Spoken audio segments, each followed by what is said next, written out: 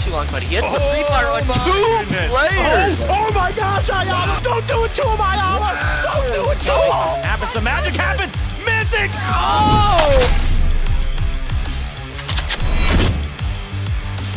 Oh, from Naden gets the first. Reload. What an opening salvo! Ooh, Oh! the beam, it's a 1v1. Say peekaboo! 1 down, 3 to go. Ooh, this is gonna be zombie boys. They need a speech. They got 1. They're looking at 2. Oh, this is look good. Actually, Oh. it's real good, baby.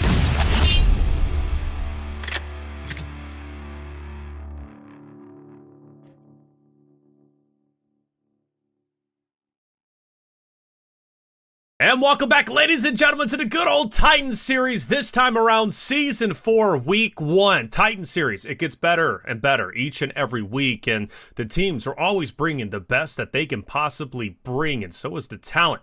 I'm Taylor Reflections Noble, your host for today, and hopefully for the weeks moving forward. I can't do the job alone, though. Let's bring in the two familiar faces of Hot Chooks and Mustache Dave. Hey, two lovely individuals I haven't seen in quite some time and I haven't had a chance to speak to. Jukes, how you doing, man? You're looking great. Bro, I'm feeling great, dude. You're looking good yourself, man. I'm so excited to be able to cast some Titan series. This is the place to be in North America. We're hoping to see some teams develop, grow, and hopefully get some good money along the way. That's right. Good money indeed, and some added bonuses we'll talk about in just a bit at top of show. Dave, always great to see you. Always well trimmed when it comes to the mustache. You kill it every time you're on the camera. It's great to see you. Hey, I appreciate it, man. That's why they got me here. You know, mustache That's it. Dave. Without the mustache, I'm just Dave. So we're not going to see that here. But Titan series, man, Season 4, I'm pumped up. I'm ready to go. I am too, man. Season 4, this time around, it's all North America, which is good because we're going to get a guaranteed W. Unless something weird happens, let's bring up our teams and start running through them because a lot of familiar faces when it comes to the actual orgs themselves. Now, the thing about this, Jukes, is each and every team representing today has been in the Titan series in one form or another, even if they fell down the Challengers, right? They eventually made their way back up into the Titan series Premier League, or Premier Division, I should say. Who are we looking out for, right? Because there's some heavy hitters all around. Well, I don't want to talk about C4 Esports because of what happened last season. You know, all I'll say is I'll never doubt these guys again. But no, for those of you guys that didn't catch it, I had to pour some water over my head because they did so terrible during the league stage that I was like, there's no way they're going to come back and be back-to-back champions of the Titan series. And what do you know? They do it. It's crazy, isn't it, Dave? Because you think In Hyper was the best, right, when it came to regular season. C4, maybe not the best, but the best when it mattered most, when the money was on the line, taking the season finals. They play here. But other than C4, who else are we looking out for? Listen, C4, back-to-back, two-back. They won 3 seasons of the finals. Crazy. So I don't know how you're going to doubt them. They're really going to be the top dogs here, in my opinion, that everybody has their eyes on. But you ask me, who else? Who else? I got one for Jukes here.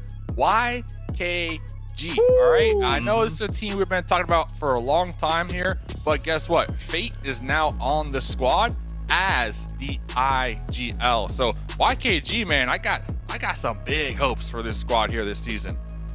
Me too, man. I just hope they don't get that Fate curse. You know what I'm saying? I think Fate has been in the lab putting in that work. I got to talk to Joey, and I know that he was excited to get this new roster going. And honestly, they need to put in that work because I got some whispers of what's coming up next year, and it's a lot. So I am so excited to see how this team develops here soon, Taylor. I am as well, man. They need some they need to be strong competitors to beat C4 as we talk back-to-back-to-back champions. Of course, I look at Bope Esports, Black Mamba, Dauntless, Passion Fruit Esports made an appearance right last season. They performed fairly well. They make a return this season. Zombie Boys, a favorite when it comes to Mustache Dave, at least in previous seasons. I know the joke might be getting old, but I'm still going to run it. We'll see how well they do this time around. They were the newcomers at one point, right, coming into the Premier Division. And, you know, I felt Zombie Boys got stronger and stronger. The roster may be different, Dave, but still an impressive or exciting roster to look at. Yeah, Zombie Boys definitely looking good and feeling good as well. Coming off of another lobby, another event, PMCO, I think they got like a 5th place there. So it should easily transition over here to Titan Series because that was last week. So without a doubt, you know, totally agree with you. Zombie Boys have been improving and they are one of my favorite teams, but I'm at a crossroads because before the Zombie Boys joined the Titan Series lobby, I was the the conductor of the hype train, right? For the Golden right. Eagles, all right? The Golden Eagles and now the Zombie Boys are both going to be colliding in this lobby. So I haven't made up my mind quite yet. I don't know. Maybe Jukes will change it later on. Jukes. We gotta go with Golden Eagles, baby. Come on, dude. One time. Let's go. How dare you possibly change sides here, Dave? I cannot believe it. He gave his flowers to both. He gave his flowers to both. He's just letting you have one, Jukes. And to be fair, you already got the advertising in front of you. Yo, if they win, you got to bring that back into play. If they do bad, you still got to show the ego because it's just that entertaining, all right? Hey, it's the Titan series you know and love. Let's talk about our scoring because it stays the same along with the bonus points. And bonus points definitely matter. That's what's exciting to me. Dave, I'll have you cover that in just a second. But as far as match points go, 1 elimination equals 1 point. And then first place is 10 points, which is 4 more than second. So it matters getting those victories. You got to find that balance between eliminations and placing. But if you can find that right balance, you can be successful all 4 maps of the night. Bonus points, though, Dave, in my opinion, I think they matter, but they do carry a bit of a curse. They do have a curse, but they definitely help when it comes to having a nice little cushion when it comes to the finals because the bonus points, they roll over to the finals lobby. So it's always good to have some type of point advantage amongst the competitors rolling into a fresh lobby leaderboard. So it counts 100% here. It definitely does. And prizing, look, these guys are playing for a reason. They're playing for $2,000 total. $1,200 for first, $500, and then $300. The biggest thing for me, Jukes, that's a big gap from first and second. Oh, yeah, it is. You know, that's some good cheddar right there. So everybody's going to be hunting down that first place spot. But I did hear that there's something else that's on the line. That's right. Something else and something big outside of money. PMPL Pro League qualifier slot. The dream to go pro is an opportunity, or at least it's presented here. And that's big to me, Dave, because look, brother, to join the PMPL, to be able to compete with the best and not only prove yourself here in Titan Series, but also at the main stage, it could be life-changing. Yeah, I mean, that's huge, especially for like a team. Maybe they didn't qualify through PMCO. They're going to have that second chance here in the Titan series. And it's the fast pass, you know, at Disney. So it's the fast pass to go straight to PMPL. And Jukes knows firsthand, like PMPL is where it's at. That's where you start to kind of build the groundwork to make a dynasty here in PUBG Mobile. Where all the dreams come true, baby. I mean, just a few short hours, I'm going to be hosting the PMGC, the biggest tournament for PUBG Mobile, and it all starts by being able to make it into PMPL. The fact that we're going to have one team get there here and now is going to be pretty awesome. Awesome indeed. And I think, you know, when it comes to Titan series, you know, you go back to season 0. Okay, now we're on season 4. Wow. The teams have, in my opinion, I think, of starting to take it a lot more seriously from the very start to now. And they've improved quite a bit. You know, all regions that were competing, obviously now, for Season 4, it's just North America, but I think this time around, we are really going to see the best of the best because it was common in previous Titan series and previous seasons to see a team, you know, do fairly well in Erangel, start off map 1 strong, and then they go over to Sanhok, and they kind of take a bit of a break, it seems, and they go back into Erangel, and even though they won, you know, map 1 Erangel, they go into map 4 Erangel, they're not looking the same. They don't look like the same roster, and teams, you know, at times maybe got a bit trolling, maybe joked around a little bit more. But not only is there money, $1,200 for first, right, $2,000 prize pool total, having that opportunity to play in PMPL, have that qualifier spot is really going to put people on edge, and we are truly going to see the best of the best come out today, which does raise the ante, Dave. C4 Esports, 3 seasons in a row, champions. They were doing that when money was on the line, when teams maybe, you know, were a bit lackadaisical from time to time. Now, everybody's gunning for them.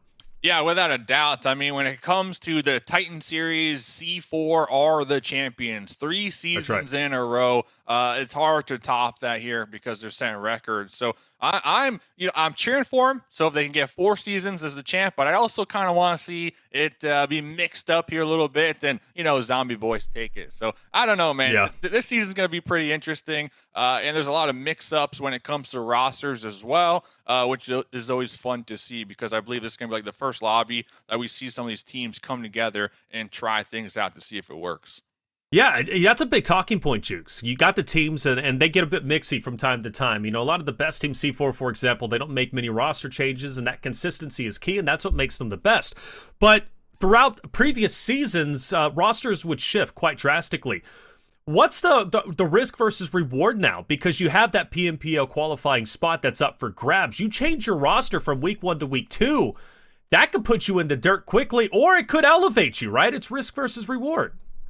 It's like a knife in the stomach watching teams constantly rotate. And I think that's where NA struggles among other regions, is because not just after every Titan, after every little tournament, whether massive or small, right? Teams just want to go ahead and swap rosters like crazy. They think it's just the players that are the problem. But I'll tell you what, if you look at it, teams that stick together, weather the storm and figure out their issues, those are the teams that have the most success. So I'm excited to see teams like C4 and squads, that held on to their roster really get it done, because it's so hard to adapt these days here, Taylor.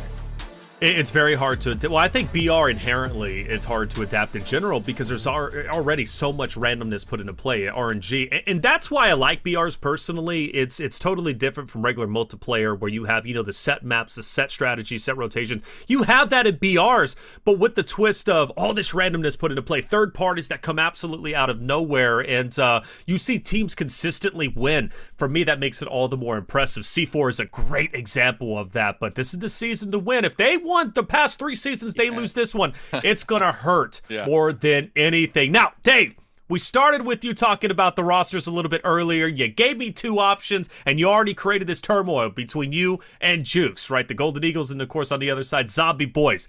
Map 1, Erangel, who are you going for? Between those 2 teams, if I had to pick one, man. Listen, you got 16 to pick from. Oh, okay. I could pick any team. So YKG. That's right. Listen, I'm going to start day 1, game 1, YKG. All right, that's the easy Okay. for me. I'll get to the Zombie Boys later down the road. They got to warm up. This is a team that needs to warm up and really get the vibes going here in the lobby. So game 1, YKG. YKG, always a talented and strong in a roster. That's going to be Dave's pick for map 1. Jukes, what about you? Me?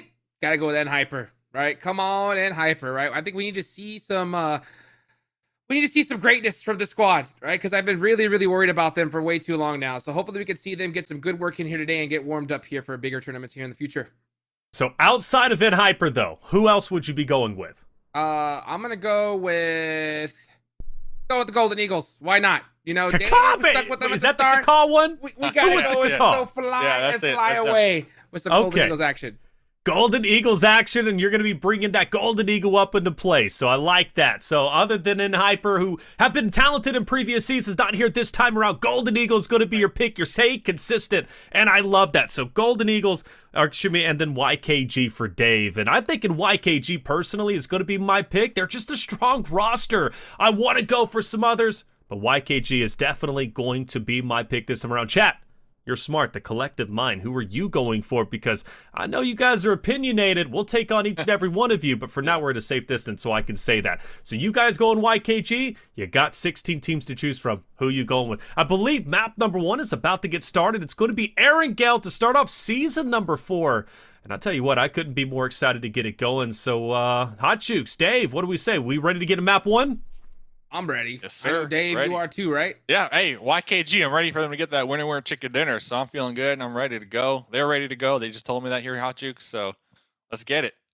All right, well, let's get it. It's time to get Titan Series Season 4. Week number 1 started. Map number 1, Erangel. Let's see who takes it and starts off strong. Hot Jukes, Dave, take it away. Let's get it going here. Match number 1 here for Titan Series Season 4. I'm excited to see who's going to be able to start off strong here. A lot of names here going on here. You know what? But if I were to pick another team, okay. One team that I got my eyes on here, Dave, is Mizexis. Okay. I know Mizexis had some big changes here, so I'm excited to see how they start off. Yeah, Mizexis, definitely. I know they got, inactive. We've seen him pop off before. We've seen Nate pop off before, Quan. So they definitely have some, standout players when we've seen get those clutch badges. I know you like to give those out here and there. So, yeah, good pick, solid pick. Passion Fruit's always an interesting one as well with Sixless and HH24, trying to see how those two kind of work together. Always a big fan of that one. But, listen. YKG, I gotta ask you, changing up an IGL, that's huge, man. And I believe Joey was the old IGL. How does Joey take a step back now in this new situation that they find themselves in? Can you, after so many years of IGL, can you take a step back?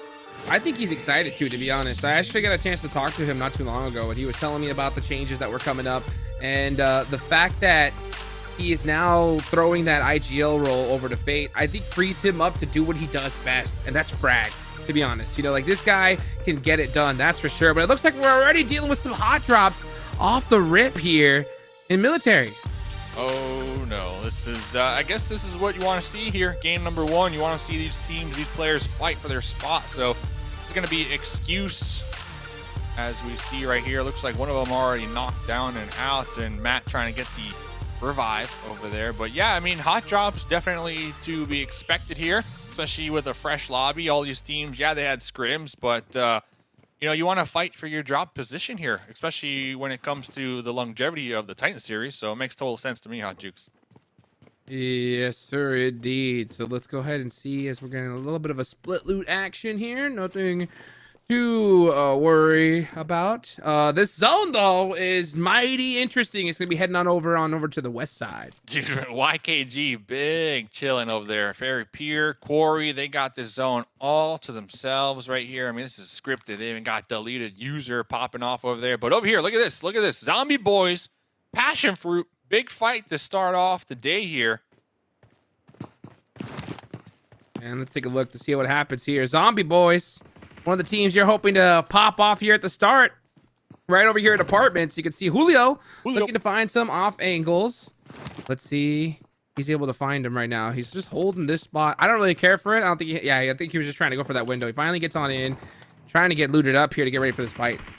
Yeah, no helmet either. Finally able to get one. That's going to be HH24 on the second story with the Vector. I think I saw Tiggleton out there in the distance as well, who I believe is going to be Sickless. Little name change. Wow. I didn't know Tiggleton plays PUBG Mobile, but that's pretty awesome if they did. But Julio still down here calling for the support from their squad mates. Looks like HH24 with the smoke trying to back out. Who wins this one, Hot Jukes? Predict right now. Who wins this one? Zombie Boys. Zombie Boys. I think they need to. Okay. I think they need to. I think they need to. But I'll tell you what. If I'm really being honest. Yeah. It's Passion Fruit, dude. Because you know why? How are you going to say Zombie Boys win it and then Passion Fruit? You didn't pick one. Well, the thing is, I was, but then Julio wasn't able to vault the window on the first try, you know? And I think it's a must if you're going to be an esports player. I don't care how long you've been playing. I still can't do it, so that's why I'm not playing. What if Julio can get this knock? Then will you believe? That's up against HH24, and we've seen HH really be able to clutch down 1v1s. I believe they're known for being able to take their 1v1s here. So stairwell, little shotgun action up there with HH24 and the Vector. Julio taking out the pump as well. Okay, give him a little warning shot right there. My thing is, where are the other teammates, right? Like, where are the other teammates from both teams? That's a good point. That's a good what point. Looks like they're definitely holding some off angles here. Passion Fruit's playing this very quietly, and I'm very surprised. I think they're trying to see if they can get to Julio because they recognize that he's very split in this position here. Oh, Divine right behind now. Yeah. So, hey, you know what? Collapse on the single, isolated player. Take him out, guarantee him, and then hunt down everybody else afterwards. Let's see. Zombie Boys pretty grouped up now. Looks like they were able to provide the support. Revis, crazy. Oh, Tiggleton, a little Spider-Man action. Might be a good little 1v1 to watch over here. Tiggleton on the rooftop here. Revis cooking a grenade. Trying to flush him out. Cooking it, tossing it up there on the rooftop. But look at this. Woo! The angle from the side. So Tiggleton taking some good damage up here. 100%. That was a little bit too close for comfort. Let's see what happens, though. As you can see. You got to jump down. Yeah, I think so. I think at some point you got to get in the fight here. They're feeling this very, very patiently, Passion Fruit is. I mean, I understand that they're trying to just not get knocked in this scenario, but I think if they're able to just I thought they were going to be able to isolate that player over there on the right side, but I think that's why Juancho's trying to get that rotation going here. But the rest of the Zombie Boys need to support their player. Honestly, both these teams need to get out of the situation in general. Yeah, because now we're starting to get to that point where teams are going to be rotating past this, and we're actually going to see Black Mamba to the north, Mazexis over there to the east. So there's going to be teams rotating past this school/apartments fight, and they might opt a third party this one if they hear some some easy shots out here. But both teams really passive here. I believe Passion Fruits, they were able to send one of their squad mates to get a vehicle, possibly. But on the rooftop, I mean, Tickleton, you have to assume the Meds probably not looking the best. Still going to be up here, just holding this angle. Meanwhile, Revis, 10K, still cooking these grenades and tossing it up there. Oh, here comes the push, though, Hot Jukes. Revis getting the first knock is going to be huge. Now we're going to see the zombie boys really start to push this. You can see Six trying to get this push going. Divine holding the stairs for now.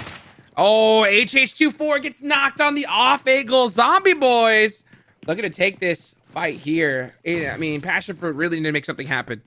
That's a huge knock right there. So let's see. Passion Fruits, my eyes definitely on the stairwell. Wancho dodging those slugs right there, not firing any of themselves, but this is 3 members of the zombie boys looking to push up these stairs here. The numbers disadvantage was able to take down Crazy and shut the door. Gonna be popping out. Can we get another one? All the zombie boys will be here showing up, knocking at your doorstep. And while that was happening, everybody else from the Passion Fruits, they died. Wow. Done. Done and dusted. The roof, what happened? Just like that. I mean, heck, I gotta stick with my first prediction, right? Zombie boys do in fact win. I thought Juancho might have been able to clutch it up right there with that pump shotgun. I think if he had a DBS, he could have definitely been deadly with it, but unfortunately not able to get those clutch knocks. And that's Passion Fruit done and dusted at the apartment complex. I wonder if the next Erangel we see, we'll see that hot drop again. Yeah, and what, to me, I always go back to just like, what does that do to the morale? You know, like this is game number 1, but we'll get back to that because the Golden Eagles, all right, this was your team. This was your squad. The Golden Eagles gonna be up against the squad Butterfly Effect. So I don't know if we have a sound effect for that one, but Kubi out there with the M249, the squad wiper, already 566 and 899 are flushed. So all we got is T44 on the Golden Eagles. A lot of numbers for the Golden Eagles. Oh, caw. Adding up. Right, that's not the place they want to be in, that's for sure. Looks like we're seeing Excuse get knocked in the feet here by Ace of Spades. That's going to be a Matt. Matt finished out already. 4, 5, 5. Yeah, let's take a look here at the next zone. Where is it going to head on over? I think we're going to see another hard shift, maybe towards Prim. Uh-oh. Last stance. Long arm grenade right there. Ooh, that's good. Oh, nice and the knock. peek up right there. Holy Nice cow, double. the lead peek over there. Knocking out 2. Has another grenade. Will be cooking it. Oh, that one hurt. Solo right there from the side. Taking out T44. T44, though, respect, Hot Jukes. Respect for those 2 knocks. Man, he was heating up too. And then all of a sudden we just heard dink, dink. Oh, and that was awesome. What a beautifully placed grenade. That was almost like a movie right there. I'd love to see that. Butterfly Effect. Go ahead and take it out. The Golden Eagles here in Pachinki. That's going to be fun for them. So, man, 2 hot drops and 2 squads completely eliminated here off the rip. They really need to start getting moving, though. They're really kind of slow on these rotations. Here comes I'm going to call them the Titan Series champs, man. If you win 3 Titan Series finals in a row, you are the champions in this lobby. So C4 out here looks like they are somewhat separated. There's going to be Extreme Slayers downrange. See if we can cook these grenades. Oh, man, Extreme Slayers are awfully grouped up here. Oh. Hot Jukes, there's a nice one on a trick. Sick getting a nade onto Trick. Pain gets knocked though. Let's see what Sick can do. Remix is gonna start throwing some offensive smokes. Nice little shots here with that Scar. DBS is gonna come on out though. It's shotgun versus shotgun, but Six is getting shot from all angles. He goes down, and now C4 down to just 2 players, JP and Bond.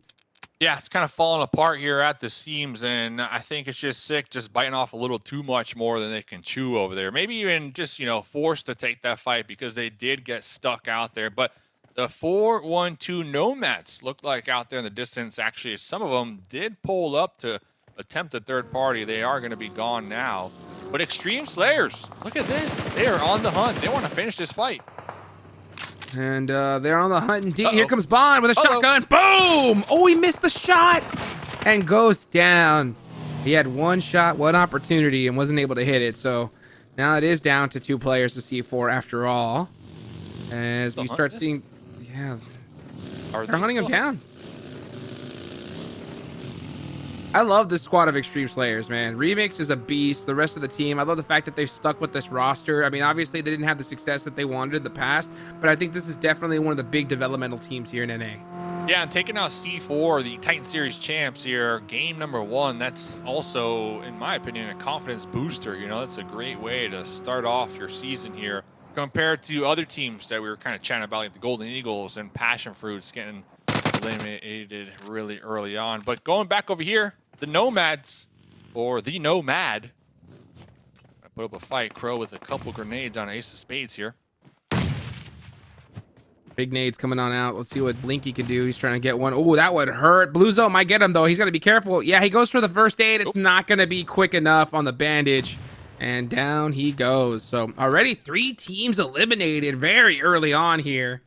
That leaves a lot of room there in the center of the map. And that's the one thing I noticed. The big difference here in Titan Series versus like PMGC. The timing is a lot slower here. You know what I'm saying? So teams have a lot more room to breathe when it comes to trying to get these rotations off and a lot more time. Like 4-1-2, they already need to get moving fast. Yeah, they're going to be soaking up some blue. Same thing with was the excuse that we saw them in the early hot drop in military base. So YKG got a little 3-1 split. They're sending one of their players up the coastline. Very interesting. What am I looking at here? What is Extreme Slayers still on the hunt for C4 hot jukes. Trick trying to soak up some more points.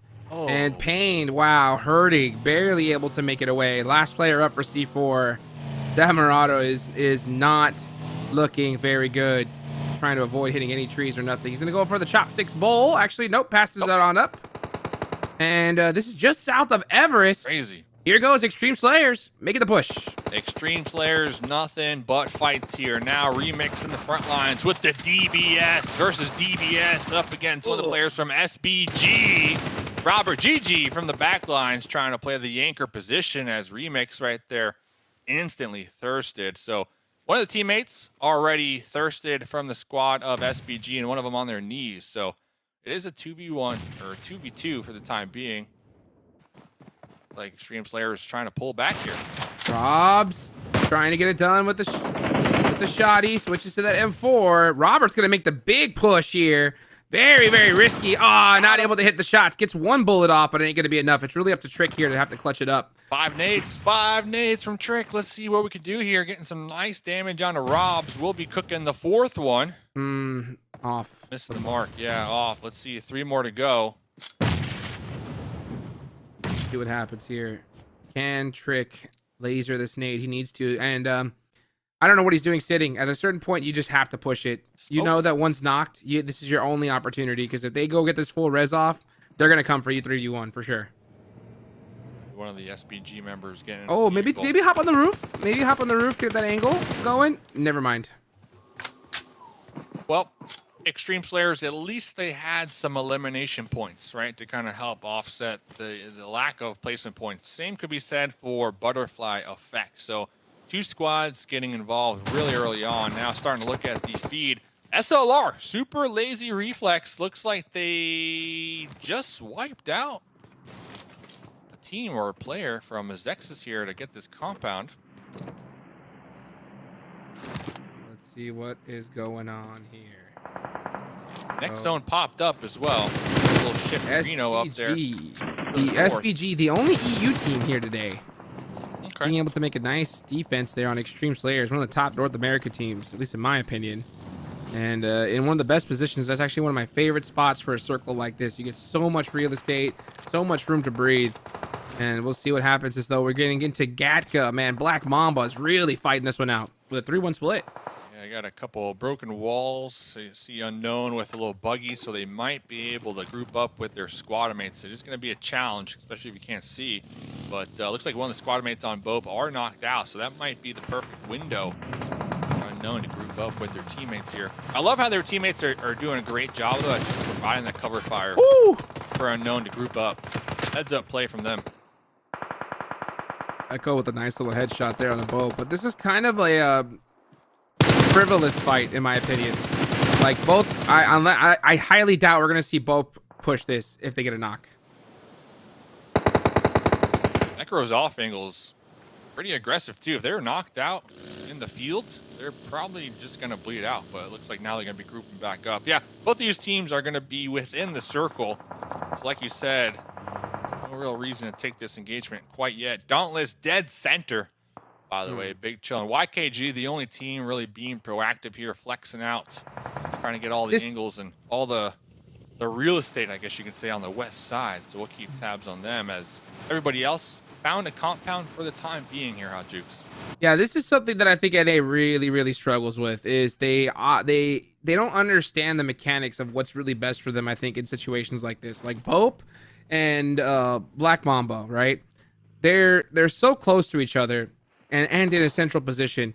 At a certain point, you gotta kind of look at each other and be like, hey, let's just work together. You know what I'm saying? You guys look that way, we'll look this way. We'll fight everybody else on the outside, and then we'll fight each other at the end and try to get those points, you know, the highest points possible. Because if they do make a fight right now, they're at such a dominant position, their chances of getting third-partied are so high. So they really want to avoid a fight and engagement with each other at all costs in this scenario. Especially if the zone continues to favor them, it's pretty much going to be them against everybody else trying to fight their way in. They have pretty solid positions. So let's see. It looks like now Bope are going to be looking across the way, like you suggested, looking towards the center. Next zone goes up. Dauntless, SLR, in it to win it. So looks like Black Mamba and Bope are going to be forced to take this fight here, Hot Jukes. Yep, here they go. So Bope and Black Mamba. Now that little treaty is now gone, you know, after this circle. So we'll see what they opt to do. I think Bope, and this is another one of those scenarios, right? Like, they still shouldn't fight, though. I think the treaty should still be on, because if they do fight, they're both going out, right? So this is where I think we see a lot of teams at higher levels just, hey, all right, guys, fight's off. Let's get into the zone, then fight when we get there. You know what I'm saying? Joey practicing their honey badger skills. So YKG, the only team, like we were chatting about, really flexing out here, trying to get all the angles over here on the west side. Yeah, it works. I think it works. Honey Badger works. Confirmed. But yeah, going back to the storyline with Bope. Uh-oh. Black Mamba crashing on an SLR. Oh my gosh, and it's not working out at all. SLR with a big defense, but they're getting shot from all over the place. White Eliki getting some nice knocks there onto Echo and Thirsts. That's going to be 4 total points for SLR. So, hey, a nice start for them. SLR, big chilling. I was going to say Black Mamba and Bope, it looks like they actually were respecting the treaty, as both teams did opt to rotate into the zone, except for Black Mamba went right towards SLR, unfortunately for them. SLR, another team we've seen in the scene for a hot minute, and feels good to see them starting strong here. Game number 1 of Titan Series season number 4. 100%. So let's see. Here's Jan. He's trying to get some eyesight right now. This is that planning phase. Like, honestly, this is one of those positions where you're not trying to shoot. You're just trying to play quiet, almost try to hope teams kind of forget about you, but really plan for the next zone. The only thing you really should be looking at is like towards the back to make sure nobody just kind of pushes in for the edge. Team still just kind of trying to plan out their next step and get as much intel as possible in case the zone does not favor them.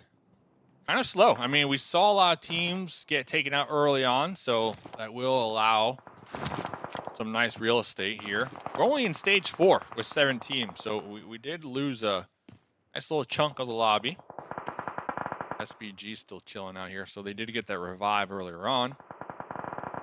Nomads with a duo out there. I'm really looking at YKG, man. I want to see what YKG can start showing up here in this late game. Same. I mean, obviously they dealt with some serious loss. You know, losing the automatic invitation to PMGC hurt big time. You know, so they made some roster changes, they made some adjustments, and let's see if they can have some success here. As they are on that edge, they were playing that tower position. Yep, you can see it right there, that antenna. Now they're going to have to start pushing in towards Gatka, and this is a brutal zone shift for them. They're going to have to fight their way in. They're going to need some initial knocks, and the team they got their eyes on right now is the Zombie Boys. Zombie Boys. The Zombie Boys, they got big problems because it looks like they were trying to push towards SBG fast and loose. Man, looks like immediately making the retreat because they recognize the SBG were holding down that compound. So now they're all over the place here, Hot Jukes, and I think YKG are going to take advantage of that. Ooh, you can see the shots ringing out, and Fate gets a nice knock there. That's going to pump this squad up, because I'll tell you what, anytime you have a new roster, confidence is key, right? You need to get some good chicken dinners under your belt. You need to have some success so you can believe in it, because if the full team doesn't believe in the new players, in the new system, then it's only going to go downhill from there. So I'm glad to see YKG starting off strong here. Yeah, not only they that, finished, but just the new IGL, right? Like a new person making the call. So if that works here, then that's great. You know, that means that they do have something that they're cooking with. So talking about cooking, SLR and Dauntless have been big cooking in their compounds, because we saw the zone, it went right on top of them. So they're going to be looking to wrap up as many points as possible. Get this chicken as Joey just full on sending it right there. YKG looks like they are going to be losing Joey in the mix here, as it looks like they're trying to flush out the zombie boys and all this chaos. Here they go with the push. Beautifully done. They're going to go ahead and take this out. Go ahead and control that edge. Got to watch out for those shots from Julio, though. He's going to bust out the UMP if he gets that knock. Nope, not able to do it. Nice drop shot there from YKG. Dude, that was great, man. The seat swap with the drop shot and the MG3. I mean, that's something else right there. I don't believe they'll be able to pick up Joey. Joey's just so far in the zone. I'll say this. There is that new update now where they could drive a vehicle, picked up a knock player, and put him in the vehicle and drive off. Yeah. So that would be crazy if they did that, though. Joey's far, though. Joey's really far. And not only that, they got Dauntless trying to third party, and right now all their focus is on pushing SBG, or just bracing for impact here. Oh, a couple yeah. smokes out there. Like YKG trying to create a little smoke tunnel before making the push. Fates sending it. Klaus. Ooh, do you think Klaus? Oh, what a shot there. Let's go, baby. Bolt action. Dauntless. That's what we like to see there. That's going to hurt SBG, because that opens the door for YKG. YKG doesn't realize that one player's knocked. So let's see what happens. Oh, here we go. Maybe they memorize the slots. Let's see what happens as Fate can try to throw it. That's big. Nade. Got him. Oh, but one in return. 2v2. Ooh, Fate is getting peppered too. The third party just too strong. Looks like Fate was able to pull up to the wall here, but the squad of SBG, they're not slowing down anytime soon, Hot Jukes. Oh, Fate just caught out right there, you know, with the gun swap, and not able to get it done. I would have liked to see him just kind of throw a lot more just utility nades, just quick toss it. But hey, you know what? It happens, you know? First game of the day, sometimes those nerves tick a little bit. Can't always hope to hit every single shot. Oh, talking about hitting them shots. The duo from the Nomads in the smokes right here, putting in some work. YLG with the M4 through the window, trying to put a stop to this. And look at that! Oh, the Nomads coming out on top right there. Crow with 6 eliminations, too. That's what kills me about SLR. I always see SLR kind of like a mini and hyper. You know, I think they have a really good ability to put themselves in a central position of the zone. Their rotations are solid. It's just being able to hold it, right? Being able to take those fights and win them. That's where they struggle the most. And it seems to be that we have that same problem here and now. But hopefully they can develop it, right, over time and get that fixed. Oh, yeah, he's gone. Oh, he's gone. He's gone. Hold up. No, he's been gone. Hey, Nomad, still getting some eliminations in the pocket.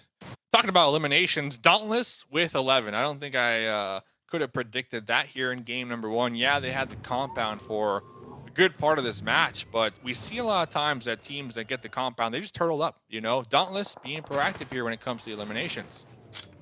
Yes, they are. Man, goodness gracious. This is going to be tough to lose, I think, if you're Dauntless. I think you should have these shots. He has nothing. Got to reload here, though. What's going on? Reload. Hello? That's that tunnel vision, baby. That's what I like to see. Come on. Come on. Get a click. Reload. When are you going to realize? He click. I love it. Yeah, it happens. Oh, it looks like. Do they have ammo? Because they. Okay, yeah. Okay, they reloaded. Oh, he did. He did. He just didn't want to reload it. He's like, you know what? Nah, dude, empty. I'm good to go. Okay, here comes Dauntless now, pushing out. It's a 3v3. Love to see it. SBG showing up here in North America, representing the EU. Yeah, let's see what happens here. Oh, wow. Nice shots bringing on out. Klaus. I'll tell you what. Dauntless looking good at the start here. 7 eliminations from Klaus. Are you kidding me? I'm looking at Bob, though. Bob in the smokes with the M4. Soaking up all these grenades here from SBG. SBG with 8 eliminations as well. One of their players are going to be knocked out. Klaus, Bob, let's see what they can do in the front lines. Uh-oh. The nades, though. The nades from SBG are looking really good. They got to watch out. Klaus is getting stuck. He needs to throw all his utility. All the utility from Dauntless needs to be out of their hands right now. You don't have time to heal. You got to throw it out. Rob's looking to clean house here with the util, like you said. Klaus, 2 grenades to go, has 1 Molotov. I don't know. It's time to take out the weapon. DBS. Got him! It is out. The final grenade. The nail in the coffin. Dauntless. Winner, winner, chicken dinner. Game number 1, Hot Jukes. Dude, and that new graphic looking sick, man. Oh, boy. I'll tell you what, man. Titan series, I love to hop on this show. It is so beautiful just to watch these NA teams develop, grow, and the entire series grow as well. Listen, you see the spotlights there, all right? Your boy Dave's got the spotlight. All right, I'm ready to go. You got the Eagle, so I respect the Eagle. We got the spotlights out here. The graphics looking on point, and Dauntless, I mean, we talk about confidence, momentum all the time here in PUBG Mobile. Dauntless getting the win, plus all those eliminations. You have to assume they're going to come into game number 1 feeling really good. I mean, just talk about Hot Jukes because you've been there before. Just that pressure that gets lifted off your shoulders after having one really good game. Oh, man, dude, I'll tell you what. The pressure being lifted off your shoulders just feels amazing. Just like that pressure is going to be lifted off of us as we bring back Taylor into the mix. Bro, what did you think about that first match? Great, man. Like you said, Jukes, it's always great to be back and you get pumped up for Titan Series. That was a great map number 1. Couple of big hot drops off the rip, right? We see 4 distinct teams in 2 different areas battle against each other and 2 teams make their way out. And I've got some big storylines to kind of wrap up into that. But Dauntless, huge win to start off. It's got to feel good. Like we said, that PMPL qualifying spot is up for grabs. And Dauntless looks to be the front runner to potentially be earning that opportunity to try and qualify for PMPL. But SBG, as we learn halfway through, right, a European team saying stop the disrespect. It's not all NA. We're here to represent as well, and they did represent with a strong second place. So let's talk about it, Dave. Let's first go to you, man. Let's, elephant in the room. C4, they get hunted down like dogs, and they get taken down like the dogs they are typically, right, when it comes to the season finals. How do you think map 1 went for them? Because it didn't seem too well on my end. Jukes, I hear that dog in the Jukes background. But yeah, C4, 1 elimination that game, like you said, getting hunted down. And that's kind of to be expected because they are the back-to-back, 3 times in a row finals champions. So if there was ever a team to really put them down here early on, in my opinion, it would be C4. You know, you want to put a stop to C4 early on. Heck, maybe even stop them from qualifying for the finals. I mean, that would be massive, right? But here's what you were talking about, Extreme Slayers, and I know Dukes was chatting about how he was loving the proactive plays from Extreme Slayers here. But C4, hopefully they can just brush this one off and not worry about it too much here. Still 3 more games here tonight. Yeah, I think that's definitely what they need to do, for sure. Yeah, well, and Jukes, I wanted to talk to you, man, because, you know, I wrote down a quote, you know, when it comes to Extreme Slayers, and I love this, you said they're the biggest developmental team of the Titan series. They've stayed together. The chemistry seems to be working out. Despite them not having strong performances in previous seasons past, you think maybe this is a team that can continue to develop and do well. Question, though, they run into C4, they take down 2. That's where I think they should have stopped. But instead, they decide to try and get greedy, hunt 2 more. They run into SBG, they lose their lives. I think that's where they struggle the most. I think that they are a very good team when it comes to just fighting. But, you know, I still think they lack the awareness of when not to fight, you know? Right.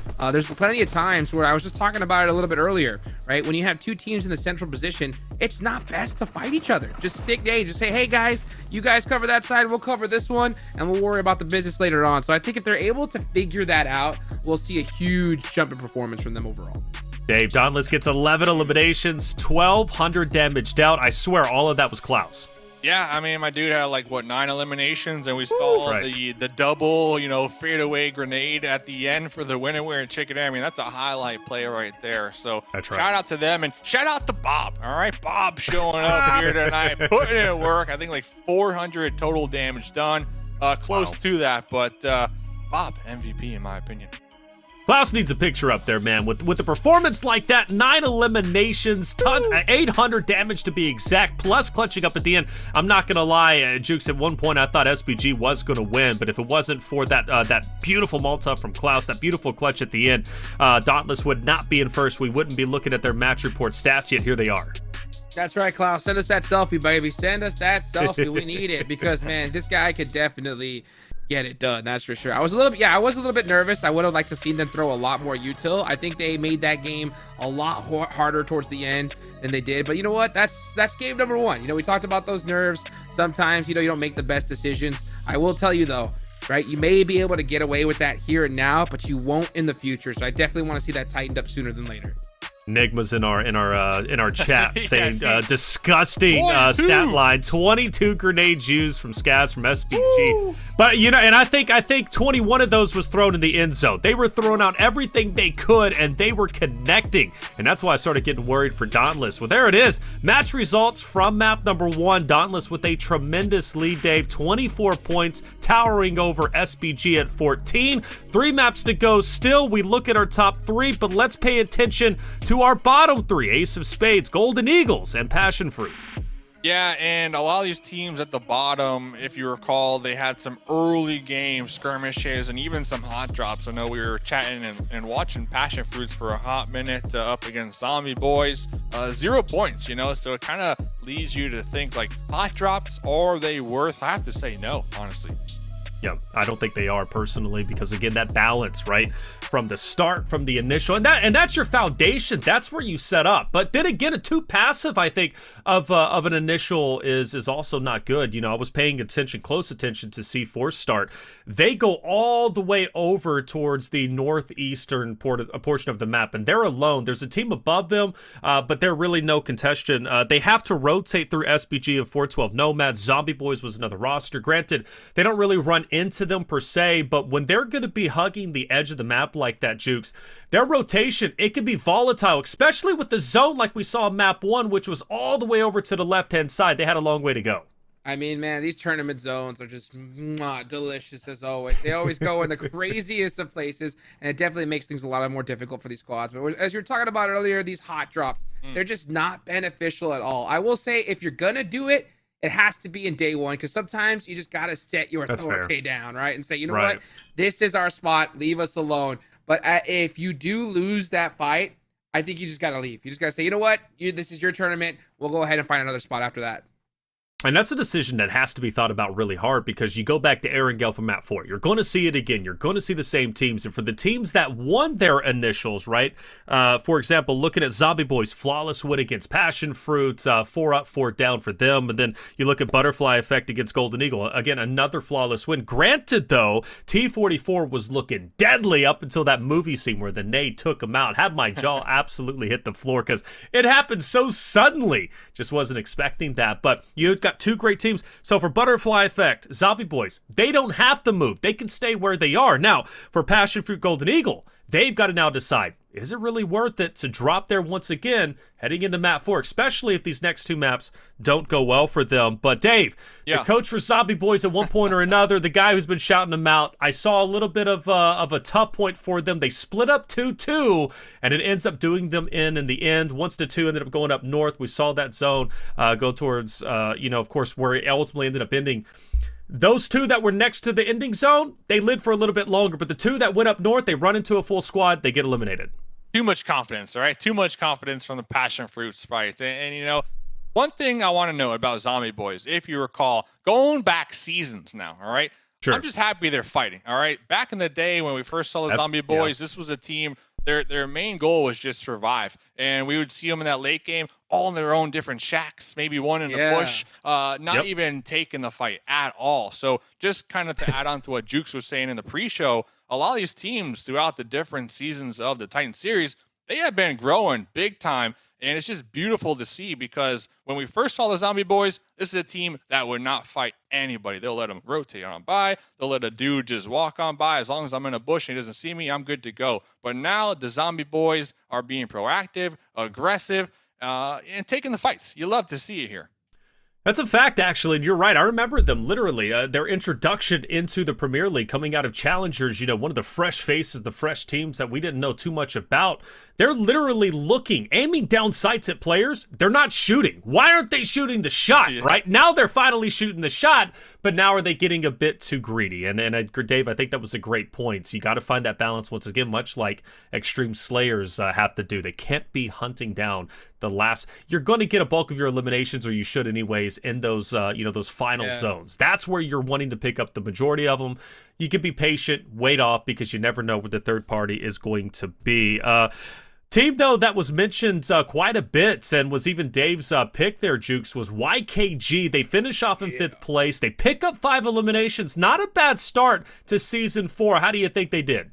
I think they did okay. Obviously, they're dealing with a new roster. I think just fate just missed those shots towards the end. I think if he hits that knock, it could have gone the other way from him. And that's the way it is sometimes, I would like to see them hunt down a more central position early on. This edge style play, I just don't think it's effective, especially as you get into later tournaments. I think we see the top teams in the world just that were so good at edge play in previous tournaments now just saying we gotta center up. We just can't deal with it, because even if we're taking on too many good teams at the edge, we're gonna get wore down and we're gonna end up in that 6th, 7th place position when it's all about getting that chicken dinner. It's really what it is, because that's 10 additional points you're getting, right? Even if you don't get up an elimination, you get 10 points. At this moment, that would put you, for sure top 5, nearing maybe even top 3 at this point. So you're not going to be passing that of Dauntless or SBG, but you could be in contention to pass up 412 Nomads. Those chicken dinners absolutely matter. And for Mazexis, well, Dave, they were one roster that I was excited to see, and I still very much so am, but they were another team, much like C4, that kind of landed on the outskirts of the map, and by the time they start getting into fights, they get a lot of damage dealt, but they don't find any eliminations, Dave. So Mazexis, a roster that's kind of a mixed bag. Yeah, Mazexis, you never know what you're going to get from this squad. They've been together, they're mixing it up here and there with a new player here just to see what works. But Mazexis in game number 1, for me, I feel like they just kind of got scattered brained. Maybe the pressure with the crazy zones that Hot Jukes was talking about kind of got to them. And with that pressure, we saw them kind of scatter all in their own little directions. And I believe we saw 2 of them get crashed on by SLR. So it was all over the place. It's all about just tightening up and making sure that this pressure with these difficult zones don't impact your in-game calls. You just got to stick with it. Well, it's just a start, right? Just to start whenever it comes to Season 4. Still plenty of maps to go. In fact, 3 more today. We've got more weeks to go. So every team figuring it out, seeing what works. And we're going to be taking a quick break. When we do come back, we're going to be heading into map number 2. It's going to be Miramar. Who will be able to take that? Well, at this point in time, it's looking like Dauntless might be the front runner. Keep the conversation going in chat. We'll be right back after the break.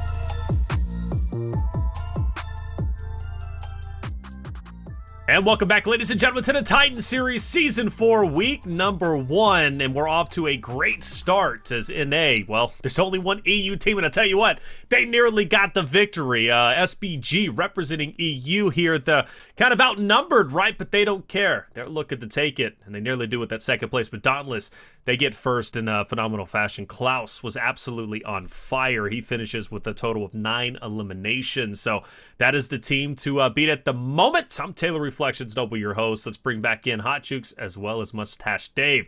As we get ready to load into map number 2, we're going into Miramar. Can't wait to see how that one's going to unfold. Erangel, map 1. We will see that once again in map number 4. So Jukes, man, I don't even know what you're cooking up, man, but you were given free reign to just act up a little bit. So that's a scary thing. What are you going to be doing? Let's go, dude. You know what, man? I'm excited here because it's crazy to watch, the NA scene almost lose to the one EU team that was in here, It shocked me. It shocked me because I was there at the back. We were just kind of vibing, talking about it with Dave. And then Dave after the break was just like, I can't believe it was not the EU team. It's unbelievable. And I was just like, yes, Dave, I agree. I cannot believe that happens. I know, Jukes, all that kind of good stuff. So we were having that conversation, and we want to see NA drop the ego, okay? That's what I want to see more than anything, because when it comes to North America, honestly, it's just, why am I seeing hot drops at this point? It makes no sense. I understand that you want that drop spot, whatever, but, at the higher stages, you're going to have these set drop spots with these teams. They all know where they're going to drop, and they're trying to avoid it at all costs. So it just doesn't help you developmentally. I don't think it helps the scene out in general. So, just give it up. Focus on what is important, right? Getting to that end zone and getting those chicken dinners. That's it. That's what it's all about, baby. Get those points. Klaus, shout out to you in chat. Why am I fiending over you, man? Well, because you got 9 eliminations, brother, and I'm not the only one singing your praises. However, I can stop if you want me to. It's up to you. You set the narrative at the end of the day, and I'll just listen to you and whatever you got to say. And by the way, Sicario Gary, wonderful quote. Everyone has a plan until you punch them in the face. Absolutely the case, okay? You think you know what's going on until you hot drop, you run into butterfly effect, your golden eagle, and then you get taken down. Miramar map number 2. It's coming up. Can't wait to get that one started. Miramar, what are we expecting here? Because it plays a little bit differently than Erangel, but obviously a map that everybody knows and loves as a competitor. Dave, Dauntless, do they go back-to-back? No, they don't. But looking at other teams here, listen, I know I said on the pre-show I don't want to see any more hot drops, but actually I changed my mind on the break, all right? Because I want to see some people get punched in the face. So I'm looking at the Golden Eagles. I'm looking at the Passion Fruits. I want to see them punch the Zombie Boys and Butterfly Effect, kind of metaphorically in the face here. So we can start to see these rivalries, Yeah, we got SPG from EU kind of showing up here in the North American lobby, but I kind of want to see teams, like Juke said, day number 1 is the day to really plant your flag in your drop spot and claim it for yourself here in the Titan series. So hopefully they don't give it up that easily here. All right, so I heard Passion Fruit quite a bit. Back to you, Dave. Who you going for, man? Prediction. Fruit. Forget about it. We got Tiggleton playing here in PUBG Mobile with HH24. So Passion Fruits all day. It's a bold prediction. They were last place, 0 eliminations, only 425 damage, but you think they're going to take it going to map 2 Miramar. I respect it. Jukes, are you going to be so bold as to go to one of our bottom teams, or are you going to stay at the top? I am going to go with... I'm gonna go with Mizexis. I'm gonna go with Mizexis. Okay. You know why? Because you know what? You got a new roster now with Mizexis. We've seen them play together under a different banner. But you know what? Now that they're under a new name, I want to see them have success because I think this team definitely has what it takes. Big Nate from the Panthers a long time ago. We saw him pop off. I think he's been a little bit too quiet lately, so it's time for the Big Papa to show up here.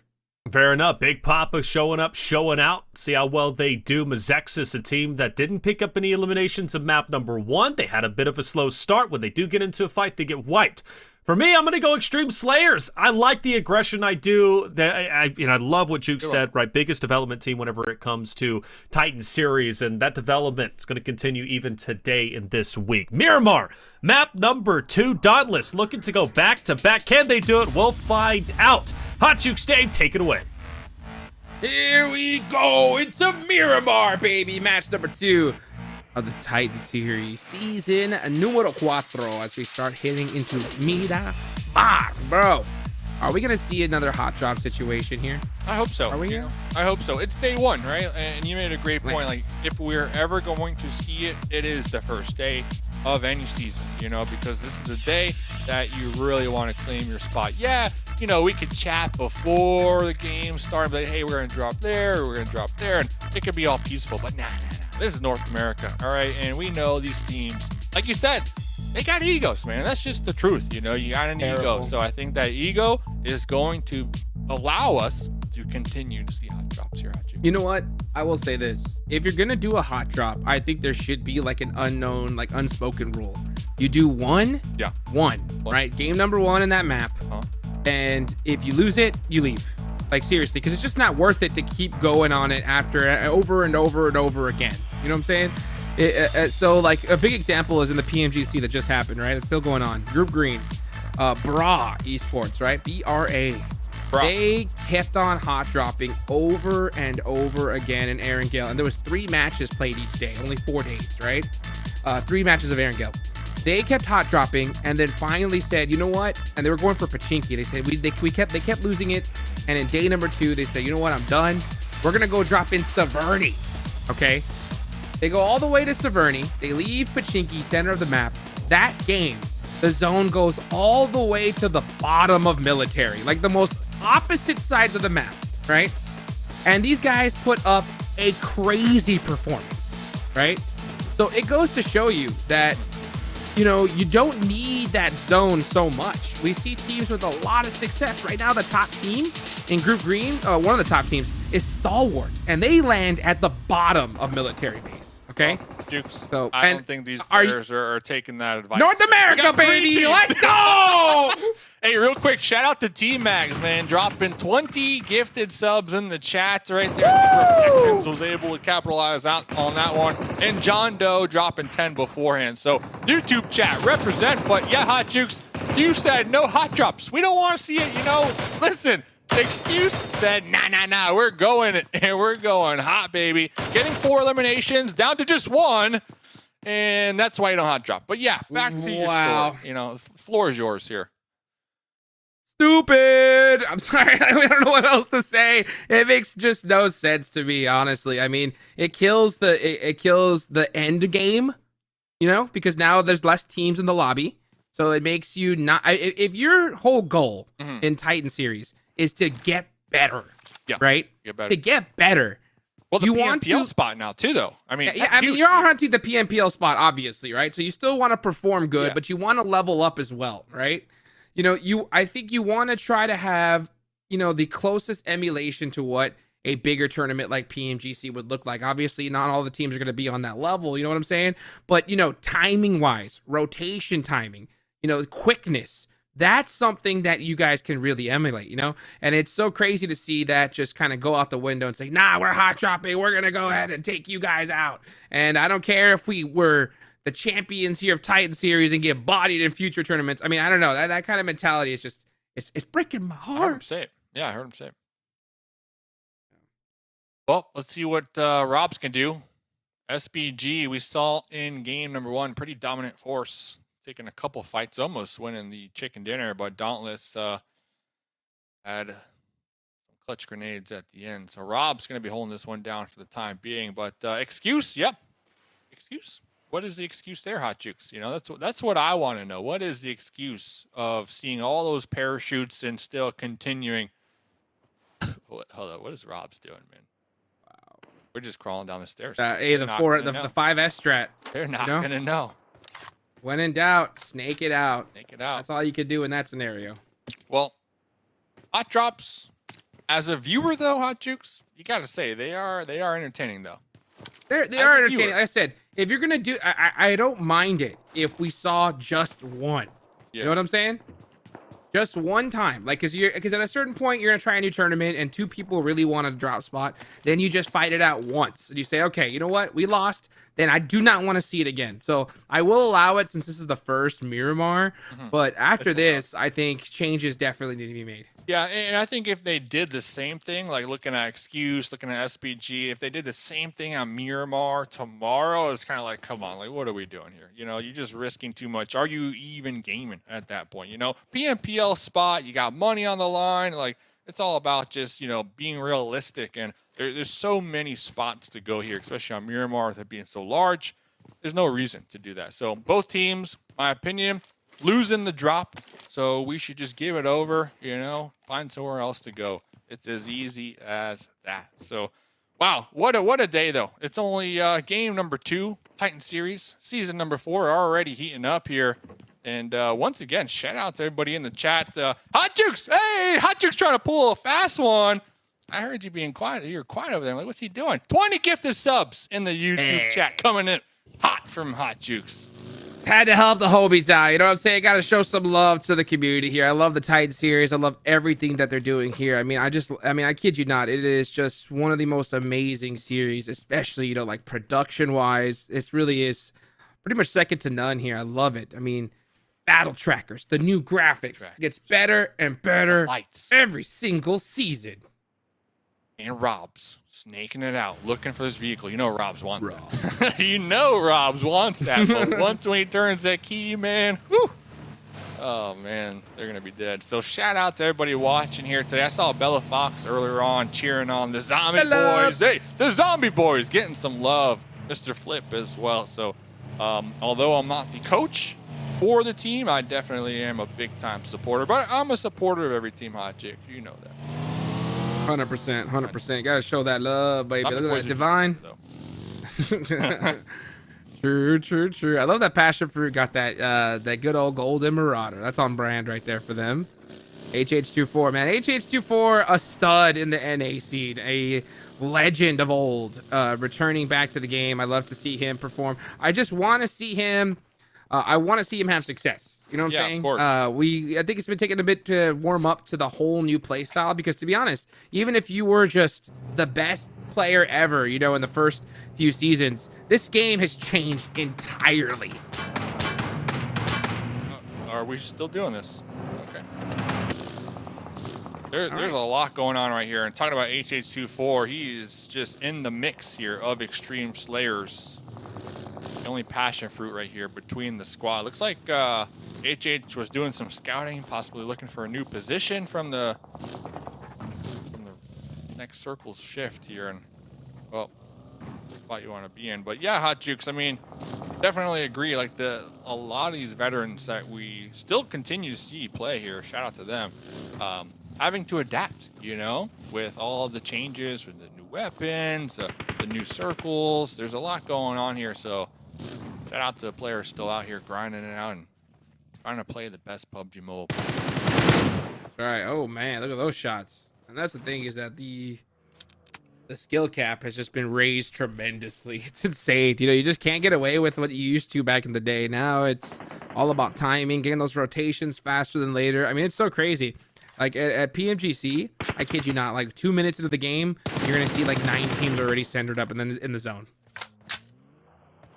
Talking about the center, Mazexis, the team that you called out here for this game, are going to be dead center with a lot of this zone currently is going to be occupied by water.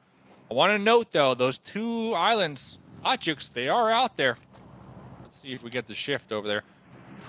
And I talk about this all the time, but when it comes to just crazy end zones, it's always the Hot Jukes Dave combo. I'm telling you, that one time, the water, it was straight up just water. Like, I've still never seen it. So next circle did shift, and those 2 islands are still in play. So come on, baby. Note of that. Let's get an island finish. Island boys. Oh, I'll take it. That'll be great. That would be amazing. Oh, let's see what happens, though. Let's see what happens. Always the Hot Jukes Dave combo with the water circles. Ugh. People think we're controlling the zones. We're not, by the way. We're not. We're not. We're not. But we pay the people who do. That's right. Yeah. In tacos. They love them. So, talking about the zone, a lot of teams actually not in it. We have the Zombie Boys, Excuse. We have Black Mamba, the Golden Eagles, the Nomads, and a lot of squads actually are going to be up there in the northwest, in the blue for the time being. All just in their own little vehicles, their little vehicle rotate, trying to find a spot to call home. Now, teams who are in the zone, we chatted about them a little earlier on. Mazexis, dead center. Nice little map right there. We got Ace of Spades right beneath them, and then above them, Extreme Slayers. So, Hot Jukes, I mean, what's standing out to you here at this map view? Teams are slow to get into this next zone. I mean, probably, like I said, in other regions, this would probably already be completely full. Like there will maybe only be one team out by now. We have a majority of them, so that definitely makes this game a lot different. I mean, as opposed to other ones. So let's see how they opt to make this play happen.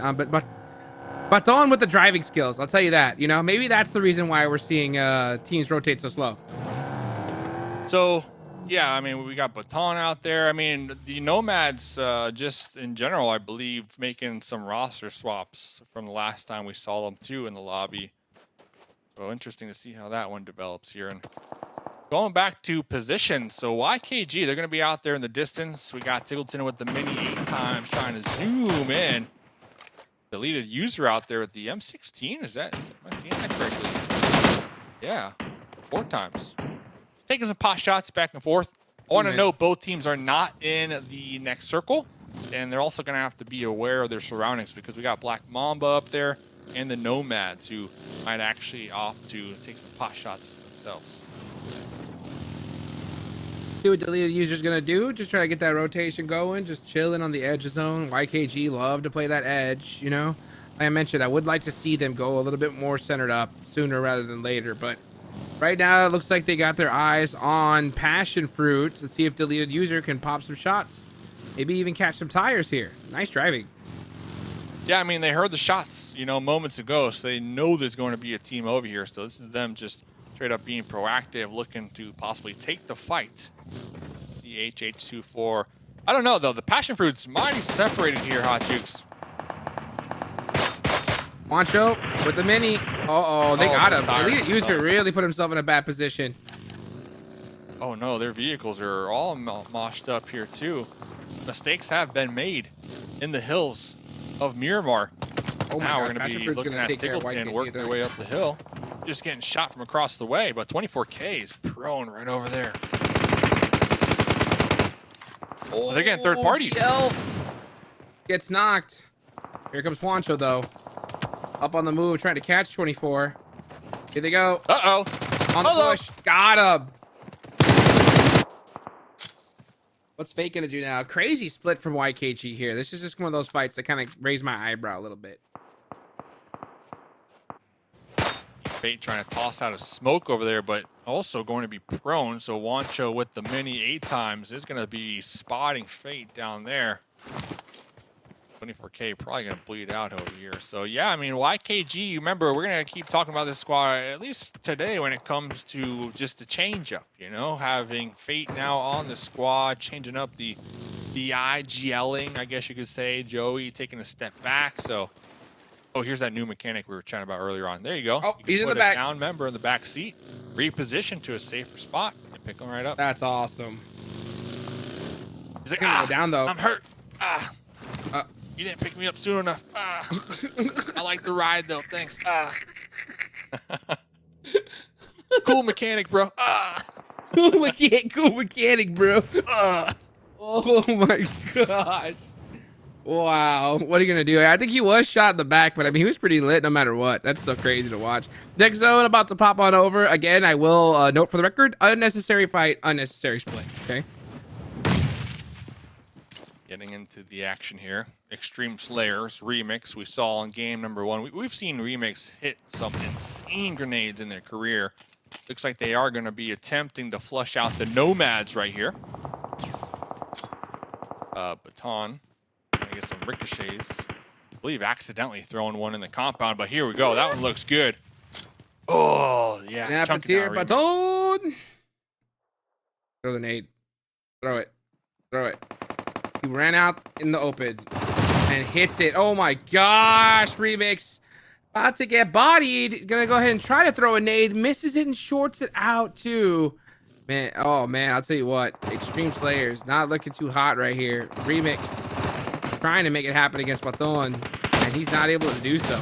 Yeah, it's essentially just Remix here because whoever's still alive from the team, Bray, all the way up there on the hilltops with the Scar trying to play the Guardian Angel role, but they're just so far away that it was really going to be up to Remix to what, 1v4 essentially over here. Bray's actually getting shot in that position as well. So Extreme Slayer is a team that we were kind of gassing up because of their aggression in game number 1.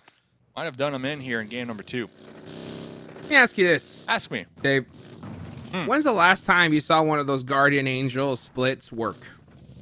That far away? Probably never. I mean, maybe like you keep talking about like PMGC, maybe going back to like Zuxi Luxi just because they share a brain. But besides that, like, I don't know. I rather see How many years ago? Yeah, I'd rather see you play a little closer together. Like 2-2 splits, I'm okay with. But honestly, like with the Scar too, I mean, we're talking, we got a Scar all the way out there. What are you going to do? Even if you get a knock, you know, all it takes is your opponent to just crawl behind a boulder. Blows my mind. Smoke. Blows my mind. I mean, it's so crazy to see. I think some of these splits still happening. Oh my gosh, look at this. Gone. Down to half an HP, about to go out. Yeah, he realizes it. He's gonna pop on out, try to get this first aid going because it's Dauntless versus SLR. And again, also SLR putting themselves in good spots, but having a lot of trouble defending this. Can they do it against Dauntless? Let's see. Dauntless cooking up some grenades out here. They got Klaus, the person that we saw in game number 1, really clutch it out. Didn't like the attention though, and the Twitch chat still is going to be popping off here. It looks like Dauntless were able to flush out SLR from this compound for the time being. Let's take a look. Here's Klaus. He's going to have those eyes down towards Fate. Meanwhile, Valak. There we go from Azexis. Nice knock there or onto Papi Triste. And then here comes the push. Beautifully done. That timing was nice. Here they go. Suko with the pressure. One more knock. Should be all it takes. Actually gets knocked himself. And Nate's able to clean it up there. Nice execution there from Azexis. Nate with the clutch save right there. Azexis 4 points right now. Still in the zone.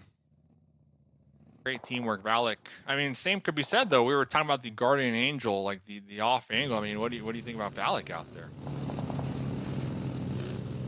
I think Valak did a great job there. I think in that kind of position, I think it works out. But every other situation, I think it's going to be pretty tough. But let's see what HH24 now starting off with 2 eliminations. Passion Fruit's on the move. Okay, Passion Fruits are going to be pulling up here, showing up in the zone. Going to be Dauntless down there in the distance, Butterfly Effect down range. So looking at the zone real quick, we are having some crazy shifts. You know, it's definitely given a lot of these IGLs a run for their money without a doubt, because we had a south shift that yoinked all the way down. Now we're getting a north one going up to the top. We will not be having the island circle finishes. Sorry, everybody in the chat. But these zones in general have just been really chaotic here tonight, Hot Jukes. Oh, dude, yes, they have. Let's see what HH24 can do with this res. He's gonna go ahead and get it off here. Gotta feel for the players. Like there's dude, no, yeah, 100%, dude. I kid you not. I've played this game a long time. I've watched a lot of esports, so I'm gonna give you guys a little behind the scenes. So they saw all these IGLs, right? We're watching this circle, and when it hard shifted north, you want to know what the response was, Dave? What? Can we say? That's what it was. Exactly. And that's why having vehicles and keeping your tires safe is so crucial here, especially with all these crazy shifts, because you might need it to close the gap or even just kind of build your own little fort, I guess you can say. So we see a couple teams respecting that, pulling their vehicles into the compounds, making sure it's safe, but we'll get back to that because Blinky from Ace of Spades with the UMP, not able to pull it off right there. Oh, no, he did it. Now it's going to be just one player left for Ace. C4 trying to heat things up here. These guys, I mean, at this point, this should be called the C4 series after how many times they've won this thing. So they're looking to keep that trend going and change the name. Changes the name, change the game. We got Kid in the shack down range as well. But look at this Bond catching some bullets from the back right here. Here comes the Nomads. They did lose one. Looks like all 3 of their squad mates are going to be in the vehicles right now, looking for some loot. So C4 still with a duo, I believe, out there, but not for long, as Payne is saying, see you later. Not gonna. Yeah, he's out. Here. Gonna leave sick to get finished up. Yep. So try to get some remaining points there. On the price, makes sense. Didn't work out. The insurance policy. There it is. Mizex is looking good. They're in the center of this next zone with 4 eliminations so far, so not a bad start for them. A lot of congestion, though, here on this lower western side. I want to see more teams like Dauntless and them recognize that hard shift and just take a vehicle and go to that hard shift side, but instead just trying to barely creep on in. It's going to be a tough way to do it. Yeah, Dauntless still with the full squad alive. Looks like Passion Fruits were able to get the reset after we saw them earlier. Never mind. Oh, wow. This zone just saying, everybody, yeah, we don't care. We don't care about your compound because no teams. I mean, Mazexes are in it, but besides that, no teams are in it, Hot Jukes. No teams Nobody. at It's all. wild, dude.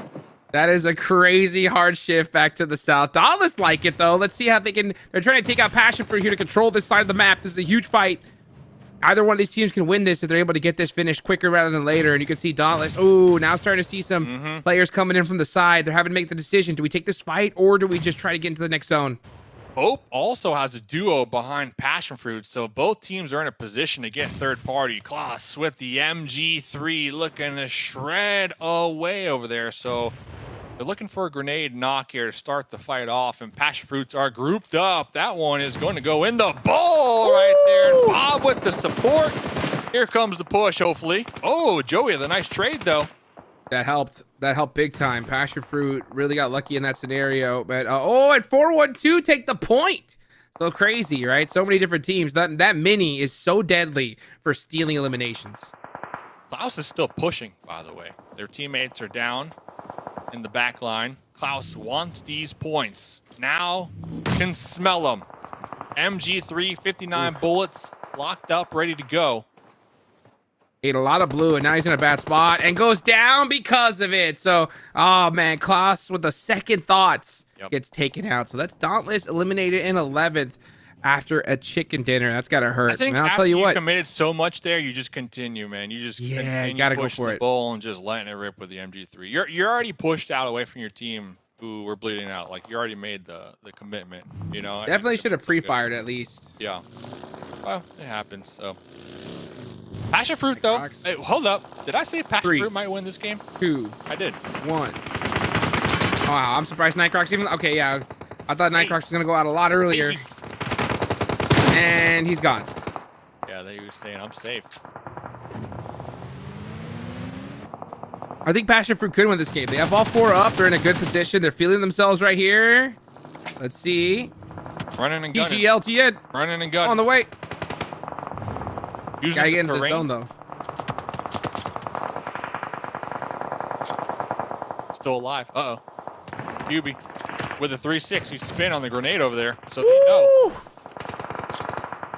What's Kubi gonna do? What's Kubi gonna do? He's gonna throw out some smokes here, just try to buy some time. You can see these guys in that vehicle, just try to get a little bit more sight lines. He pops on out, but neither of these teams are in this next zone. HH24 and Squad really need to get these nades on here, but the problem is they don't really have much cover in this position. So yeah, I think that opportunity for Passion Fruit to win this game now has significantly slimmed down. Yeah, all eyes are going to be on them too, because it's going to be a bunch of points over here for teams who are safe in the zone to potentially acquire with both Butterfly Effect and Julio. Passion Fruit over here, just in the open. Butterfly Effect do have some vehicles, and we're starting to see the collapse. Butterfly Effect rolling up the hilltop. Zombie Boys trying to get some licks in on the board with the third party. Woo! Butterfly Effect, the aggressors there, taken out off after that push here, Hot Jukes. Wow. Leaving their safety. They could have just stayed and then just gate kept Passion Fruit, but no, they wanted to win this match. So they said, we got to clear our backsides. Obviously, just not a decision that worked out for them. Here comes Papa Blue to wipe out Passion Fruit. Bye-bye. So Passion Fruit going to go out in probably the next few seconds here. And we'll see who's going to win this game. Love this US skin, by the way. I think that's just big-time disrespect blowing that one up. But the Zombie Boys looking to get some elims here. HH24 from the blue, still alive over here. Trying to go for that drop shot. Whoa! Poncho with the clutch play, but at the end of the day, Papa Blue rings true with the help of Revis from the Zombie Boys. Crow zigging and zagging here with the UMP. The Nomad's still fighting here, Hot Jukes. This is pandemonium. Oh my goodness. Shots coming from every single direction. Zombie Boys having to hit the deck as Mazexis, right? I think this is the team I predicted. Looking pretty good here. Somebody did. Just take the credit. Big Nate gets busted down. Wow. Mini. Look at the center here, by the way. It's just flat terrain. So all these players are on their own little hilltops, but in the center, flat field. Disgusting. Absolutely gross. Wow, this is man. brutal here. Brutal. So let's see what they opt to do. Mazexis, I mean, obviously right now you just hold it. You can't center up. You just got to hold edge and just hit the shots. Mazexis with 3 up. Zombie Boys with 3. Nomads with 2. But Zombie Boys.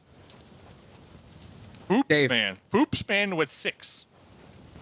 Dave, you think at a certain point, you think Mazexis, if it goes into this bowl and players just smoke out, do you think you just take the buggy and try to run people over? Yeah, without a doubt. Take the buggy, run them over, and have your other 2 squad mates in the back just pre-firing everything. Oh, no. Oh, Zuko just getting bodied. Yeah. Dude. Not where you Here comes Papa Blue, though. Oh, and Mazexis mistime it. Now Julio is going to be eating a whole lot of blue zone. Tries to run up. He's going to run out wide in the open, but Mazexis are eliminated. So not going to be able to win this game. It's Zombie Boys versus 4-1-2. Julio hits 1 knock. He's down to 1 HP and goes down. It's the 4-1-2 Nomads winning match number 2. You love to see it. You love to see teams who recently restructured come into the Titan series, look good, get a bunch of eliminations, and even that winner chicken dinner, baby. And, you know, shout out to the teams that survived towards the end, though, Hot Jukes, like we were talking about. Very challenging zones there throughout I want to say the entirety of that match. I mean, circle number 1 at like 40% water in play already, eliminating so much terrain for these players to take up. It's ridiculous. I mean, I love to see these kind of zones. It's the hot Dave effect, baby. Every single time we're on the cast together, we get the most wackiest, wildest zones. I love to see it. All right, well, let's bring the main man back in, see what we got cooking up in the backstage here. Game number 2, Miramar done and dusted.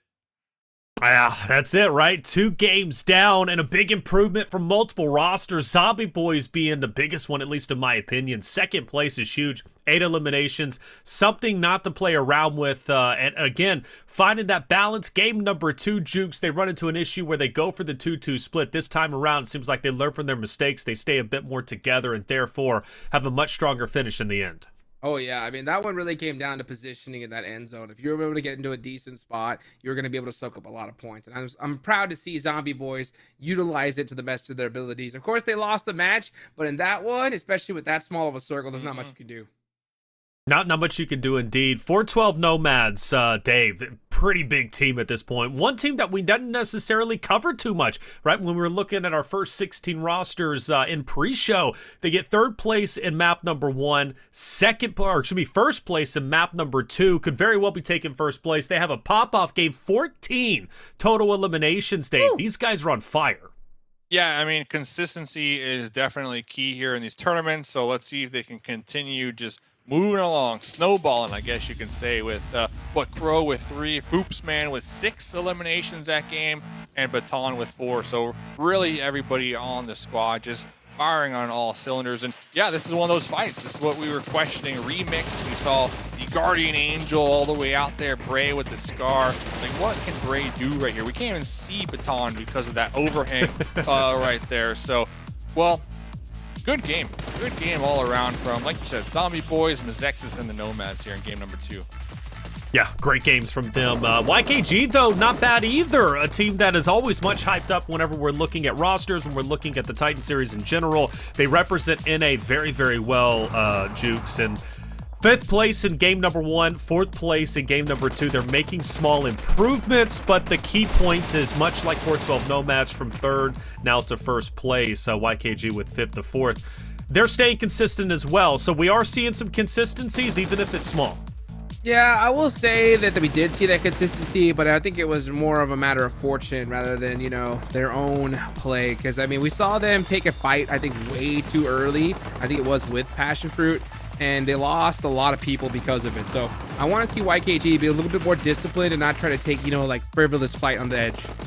Well, that's some fair play. You know, Passion Fruit. Let's talk about them because they win a fight against YKG. You actually predicted them to win, and I thought you were crazy because they go from last place. Big improvement, though, Dave, right, to get up in the 5th. They lose their initial engagement in map number 1 in a hot drop against Zombie Boys. But come map number 2, tremendous difference. They look like a totally different team. Yeah, without a doubt. And I can guarantee you if those final zones would have shifted west on top of Passion Fruits, that would have been the easiest win of their lives because they showed up in the late game with everybody still active and in it to win it. So HH24, I think, with like 4 eliminations, looking good. So talking about looking good, the Nomads, 2,483 damage dealt. 14 eliminations here in that last match. That's nasty, you know. It's nutty, man. Everybody. Yeah, absolutely, everybody. And the thing is, they earned that with the damage dealt because Dauntless also got 14 eliminations in map number 1, but they only had 1,600 damage dealt. So they were probably getting some third parties in and hitting some great additional shots. 412 Nomads, they were not only getting the initial hits, but they were also getting the finishes. So they were putting in that work. And you really do like to see that. Foops was 6 total. Very, very impressive. I think for today, the kill leader has to still be Klaus with number 9, but 2 more maps to go. Never know how we're going to be. But Klaus even makes an appearance there, Jukes. 15 grenade juice. So even though not the best placing, he still makes an appearance somewhere. Wild. Klaus always making a name for himself. I'm telling you, we need that selfie as we take a look here at the match results. And look at that. 412 Nomads with 24 points, Taylor. Yeah, 24 points. Very impressive, given the fact that that should put them in first place, at least I have to assume, if not. Because Dauntless, I mean, they had 24, right, Dave, off of map number 1. So Nomad's literally matching that energy. Yeah, and Dauntless only getting 2 points in this game, so we might actually see that that shift for that first place already.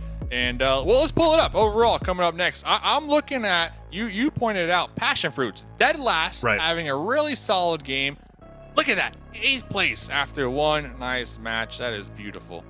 It's pretty spectacular, honestly. I mean, the fact that you go from very last now to 8th place, you make the front standings. Hey, that means just one game. You're one game away from potentially qualifying or trying to qualify for PMPL. SPG also moving up to 4th. Good to see them. They're representing EU. Now, we move to the list that needs to improve, Hot Jukes. 9th through 16, your Golden Eagles not looking too golden.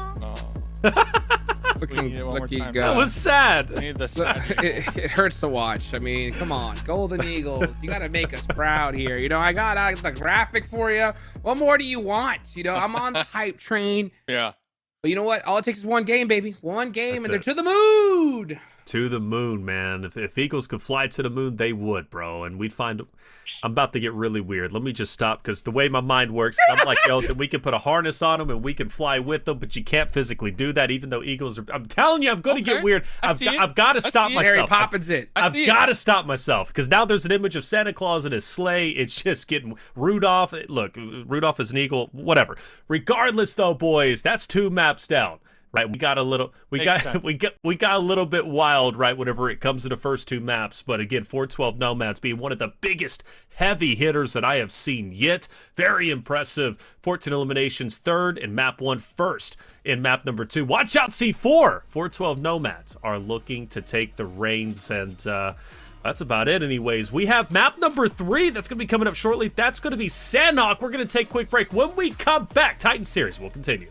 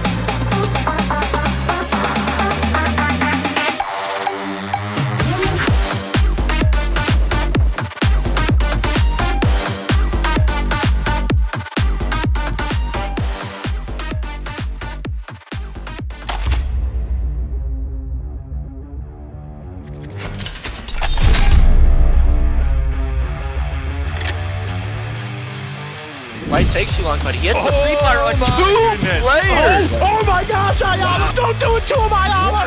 Don't do it to him! Happens, the magic happens! Mythic! Oh! Oh, from Naden gets the first. Reload. What an opening salvo! Ooh, Oh! the beam, it's a 1v1. Say peekaboo! 1 down, 3 to go. Ooh, this is gonna be zombie boys. They need a speech. They got 1. They're looking at 2. Oh, this look good. Actually, Oh. look real good, baby.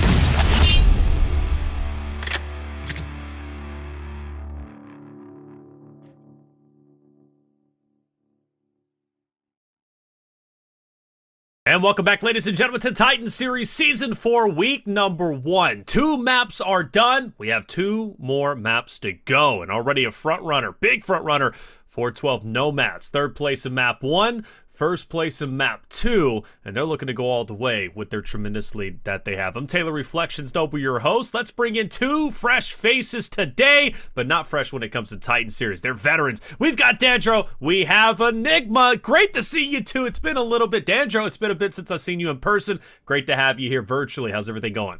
I'm feeling great. I like it. You're already calling me a veteran of Titan series. Thank you for making me feel right at home. That's right. Considering I helped out with challengers in the final week of premiere last year. But hey, I'm glad to be here at the beginning, and that's what matters, right? We're kicking this thing off. We're only 2 maps in. We've seen some hyper aggression. We've seen some questionable plays as well. So I'm excited for these last 2 maps to see how do these teams adjust.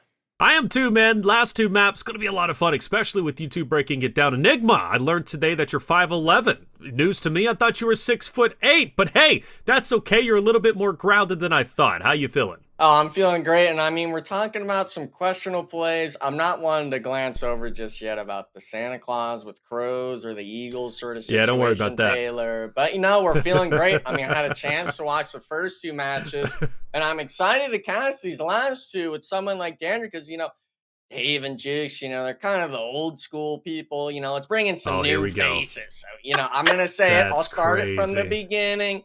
Dandro and I are here, and we're ready to make it happen.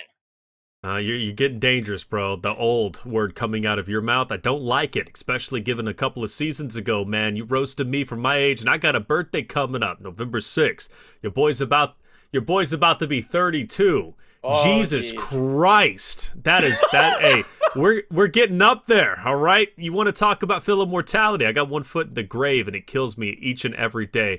Let's talk about our maps, Dandro. We had our first 2 play out. We see Dauntless take 1, and then on the other, we see 412 Nomads. Now, map number 3, Sanhok, has been played today. Fresh winner, same winner. What we thinking? I think we're going to see a little bit of a switch up here, right? Sanhok is obviously one of these more smaller maps, so we see teams get a little bit more aggressive, and I think the teams that can kind of find that early momentum are going to get their footing, but then we go right back to Erangel when we're done, right? So we go back to kind of the tried and true. So this could be kind of one of those moments where some of these teams are at the bottom, they could shoot up the leaderboard and potentially steal some of these spots from these teams that have been performing well. That's right, and some teams have been performing well. Obviously, 412 Nomads, Dauntless, but Mazexis improving. Zombie Boys looking to be on the up and up. Extreme Slayer still about middle of the pack. I'm looking for them to tone down that aggression and start playing a bit more methodically. They've got to be a bit more of a mixed bag, right, if they want to be successful. Enigma, though, you know, this is an interesting talking point for you. PMPL, there's a spot open for that through these qualifiers. You won at one point in time, played for XSET. You were a professional player, right, when it came to PUBG Mobile. What does it mean, you think, to these players to have an opportunity to be in the PMPL, some for the first time, maybe some returning, but an opportunity to be a pro again? Yeah, I mean, being a pro is everything in this day and age. I mean, a lot of these players have the chance of being able to perform and really show their talents and stuff like that. It's really hard for some of these newer talents to get on these established teams because they usually choose a player that's already in the scene. So if you're really wanting to make a namesake, your best bet is to do tournaments like this or PMCL and stuff like that and gun for the PMPL slots. Because, I mean, this is where you start. You do this sort of stuff. You get the feel for competitive, get that maybe itch or drive that some people like to call it, and hopefully you're able to show it off there. So I'm interested to see who's really going to be able to claim that slot for PMPL qualifiers and if they're able to, you know, capitalize off the opportunity for them to be able to make that sort of step forward in their competitive career.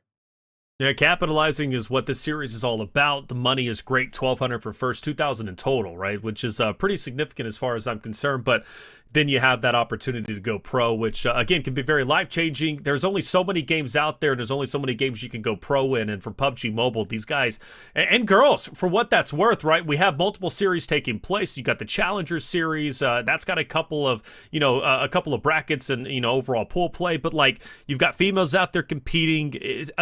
Everybody's gunning for that spot. Only one team is going to be able to make it. So that's pretty heavy, to say the least, Andro. You've been watching esports for quite some time, but you've also been watching today. First two maps, you have any takeaways from them that maybe we can apply to map number 3? Or are there any teams that have been performing well that you're like, wow, I mean, here they are, and now they're on my radar?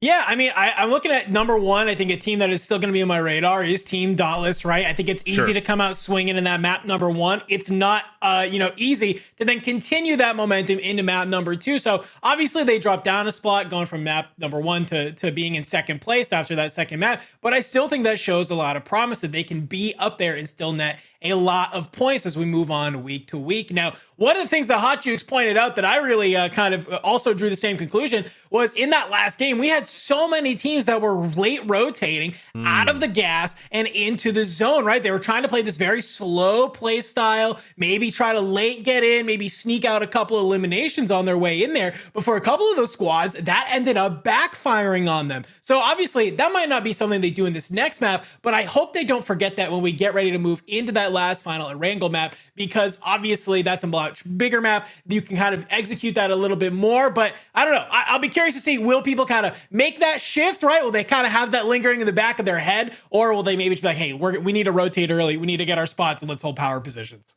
Yeah, Enigma, it's weird, because you have teams that, just hot dropped. You had 4 teams fighting, and then all of a sudden everything came to a standstill, and it became too passive. They ended up dying to Pop and Blue. So they're experimenting for sure. Enigma, rapid fire, though. Prediction, who you going with? I'm going with Dauntless, baby. Number 1 Dauntless, already. baby. We're getting it. All right, Dauntless is you. And then, of course, Dandro, who you going for? I'm going with Passion Fruit Esports. I like the logo, but they've been showing up. They went a little bit crazy in that last game. I like them. All right, and for me, I'm going on break to listen to you two talk. We're going into map number 3, Sanhok. Dandro, Enigma, take it away. Hey, thank you so much, Taylor. All right, here we go. Map number 3. We're getting ready to go in to the back half of this map set, Enigma. Now, obviously, we touched on as a past pro player, if you're one of these squads, let's say 8th through 16th, right? You're on the bottom of this leaderboard. Is this the map that you're excited to see? Is this where you think you can really turn up and get a lot of those eliminations? Well, I think for a lot of these teams, Sanhok's just the map where you're not really looking forward to it. You're almost just praying to the PUBG zone gods, just praying that it shifts towards you, because if the zones, if they end up on that mountain on the northwest side, if they're in Paradise and you land on the complete opposite side of the map, I mean, it's just never a good feeling for you have to work. And in Sanhok, you talked about these early rotations and stuff like that we were able to see in these early engagements. Sanhok, I think you just got to throw it all out the window. It's so hard to get a consistency factor. More so, it's just which of the 3 islands it ends on, if you can have it sort of, be a consistent factor with that. But Sanhok, it's a real mental teaser, mental twister, I guess you could say, for some of these squads. But Dandro, I got to ask you now. You got a chance to ask me a question? I got to ask you. Okay. For these teams, do you think we're going to see any hot drops again? We saw on the first 2. I feel like just given the size of the map, we have to, right? Like, I feel like you don't play this map without getting a hot drop. And especially, I guess, building off of that earlier point, if you are maybe this middle of the pack team, you could be potentially trying to get a hot drop to gain some ground early, get those early eliminations, and sort of kickstart some momentum. And when we look at this plane line, I feel like it's kind of, like we said, inevitable. This whole sort of bottom side of the mountain, or the map rather, is just, I don't know. It's if you land there, cool, but you're going to be spending so much time in the blue zone that I feel like you're spending most of the map just trying to get into zone rather than maybe getting to a position that you feel confident in. And I don't know, but it looks like we see a lot of people spreading towards that south of the plane. Not too many people kind of going north of that. Dauntless maybe being the only one landing on that northwest zone. And you said the hot drops, Mizetsic, they are already in it as we see one player has gone down, and this is already looking dicey. Yeah, and I mean, he had gotten one player on that knock, but it's not just here at Paradise. I'm seeing people fighting on that Southwest. We're seeing people fight at Pinan. And oh my goodness, I think I see even a third team here, possibly at Paradise. So hopefully these players can really clean these fights up. Zuko forcing a bit of a 1v1 gets absolutely deleted. And this is the problem, Dandrew. No vest on half of these players. They're looting for one gun and taking early engagement. When in my eyes, I'd rather just be taking the time and trying to find the loot for me to be able to take these sort of engagements. Yeah. But now, you know, we're seeing Mizexus down to just 2 players, even with Valak getting that opening knock to start off the fight. I mean, Mizexus, they were feeling so good after that map number 2 to come in here to map number 3 and just have to go into this fight like this. It's not how you want to start this third map. And, you know, they've been able to kind of pull a couple of players here and there, but they are already down to just 2 of them remaining. Nate and Zuko already kind of taken out, and they have to wait there. You can see their opponent's gold 1 is down. They still got 2 of the other players up. So if they played this correctly, they could come in. But SBG, they're not too far away either. So we could see a third party come on in here if they don't manage to kind of reset this fight and finish it quickly. Yeah, I mean, if I was any of these 3 teams, I'd want to be SBG. I mean, they had the time to loot. They didn't have to fight anyone off drop. They have the chance, you know, find a vest or helmet. I mean, we're just seeing 5 right now. 3 vests, but no helmet. That's 2 shots basically to you, and you're not. So these elimination factors really starting to come into. I mean, we could see it here. I mean, no meds. We're seeing him try to maybe go for that hero revive. But Valak, even on the balcony, you're kind of just gridlocking yourself, allowing SBG now, the team that's on that Eastern start to really close in on you. We're going to take a pan over this little passion-free fight with Excuse dropping at Pinan. Nice little separation here. I like this. You see Kai is kind of on their own side of the bridge, can maybe grab an angle while the other 3 members are sort of pushing over this passion fruit player. It looks like Divine is maybe the only one that is still over here on passion fruit. You see, they already are missing 1 player. So the other 2 got to be somewhere else on the map. A little bit of a split play coming out from passion fruit. And I'm not sure if it's maybe the call they want. And here we go. SBG. This is that fight we were looking at earlier. 5 looking around that corner. We're seeing the shots go out. Terminus is coming around the corner. The shots are flying. That's a quick rip and a half as they are continuing to move on through. SBG just picking gold apart, basically being vultures here on this fight because they are just absolutely coming in and feasting off of the carcasses. Yeah, 6 eliminations, 5 of them onto Arya. And I mean, we're seeing it now too. I can see on the map stream just a bit. C4 now making their rotation. They landed on that northeastern side of Paradise, opting to move in now. So now it's just still, you know, you thought that it was just 3 teams. Now make it a 4th team coming into Paradise. And Mizexus now, they didn't opt to take any shots on the SBG. I mean, they really couldn't actually. So in my eyes, you know, do you almost just sit in a building and kind of wait for these teams to pass, or do you still try to maybe pick up the elimination points? Because now, you know, back in the day, the placement points really used to play a factor in it, but now, you know, you only get 10. Oh, I mean, Valak getting beamed. That's a second knock on him as well. Going to bleed out a little bit faster. But going back to the other thing, these teams, I mean, you're going to have to really start focusing on getting these sort of thirsts on knocked players you get and really play for the elimination points because, you know, you can't be playing, especially on Sanhok. Playing for placement is not the move in my eyes. Yeah, I mean, it's really easy to get left behind. I feel like if that's your strategy when you come into this map, I wholeheartedly agree, right? We've seen it across esports where different battle royales, right? You see players, they really hyper focus on those match points, but especially PUBG Mobile is one of those games where I feel like it's evolved over the last year or two, where now players are able to rack up a really decent amount of points off of eliminations alone. And realistically, the match placement bonuses are just kind of cherry on top for them to be able to continue or kind of bring down some of those leads. So I like that we're seeing squads like SBG get aggressive. As you can see, Pay9 is kind of caught out here, and Arya maybe continuing trying to bring up those eliminations, playing around this rock. Gonna play it a little bit patiently. Yeah, I mean, he's kind of ISO'd out. His teammates are taking engagement on the west side at the Mizexus building, finding one of the C4 players, trying to, you know, take a bit of pod shots. But Mizexus now, the team that landed on that western side, they weren't the first team out, but I mean, you still don't get any placement points, 0 eliminations for them. So big old goose egg for them. And SBG now, you know, they're changing their sights towards C4. 7 eliminations. I mean, they still have the opportunity to capitalize on the C4 player being knocked. Not too sure if they know exactly when he's going to be able to get reset. But SBG now, in a bit of a driver's seat in my eyes, being the team that holds most of the compounds. You can see as they start to push up here, there's a quick elimination as I know one other player is still inside this building. Obviously trying to just kind of play this split fight. They have to be careful though. SLR is maybe just trying to get there, but it's the nades from Trick that do it. Gonna be able to bring them on down. The revive comes through. Back on over to C4. SBG, they're continuing their reign of terror as they're able to get another. You can see a couple members of C4 still up, but one extremely low. Pain, full HP, but it's gonna try maybe hit a wrap here.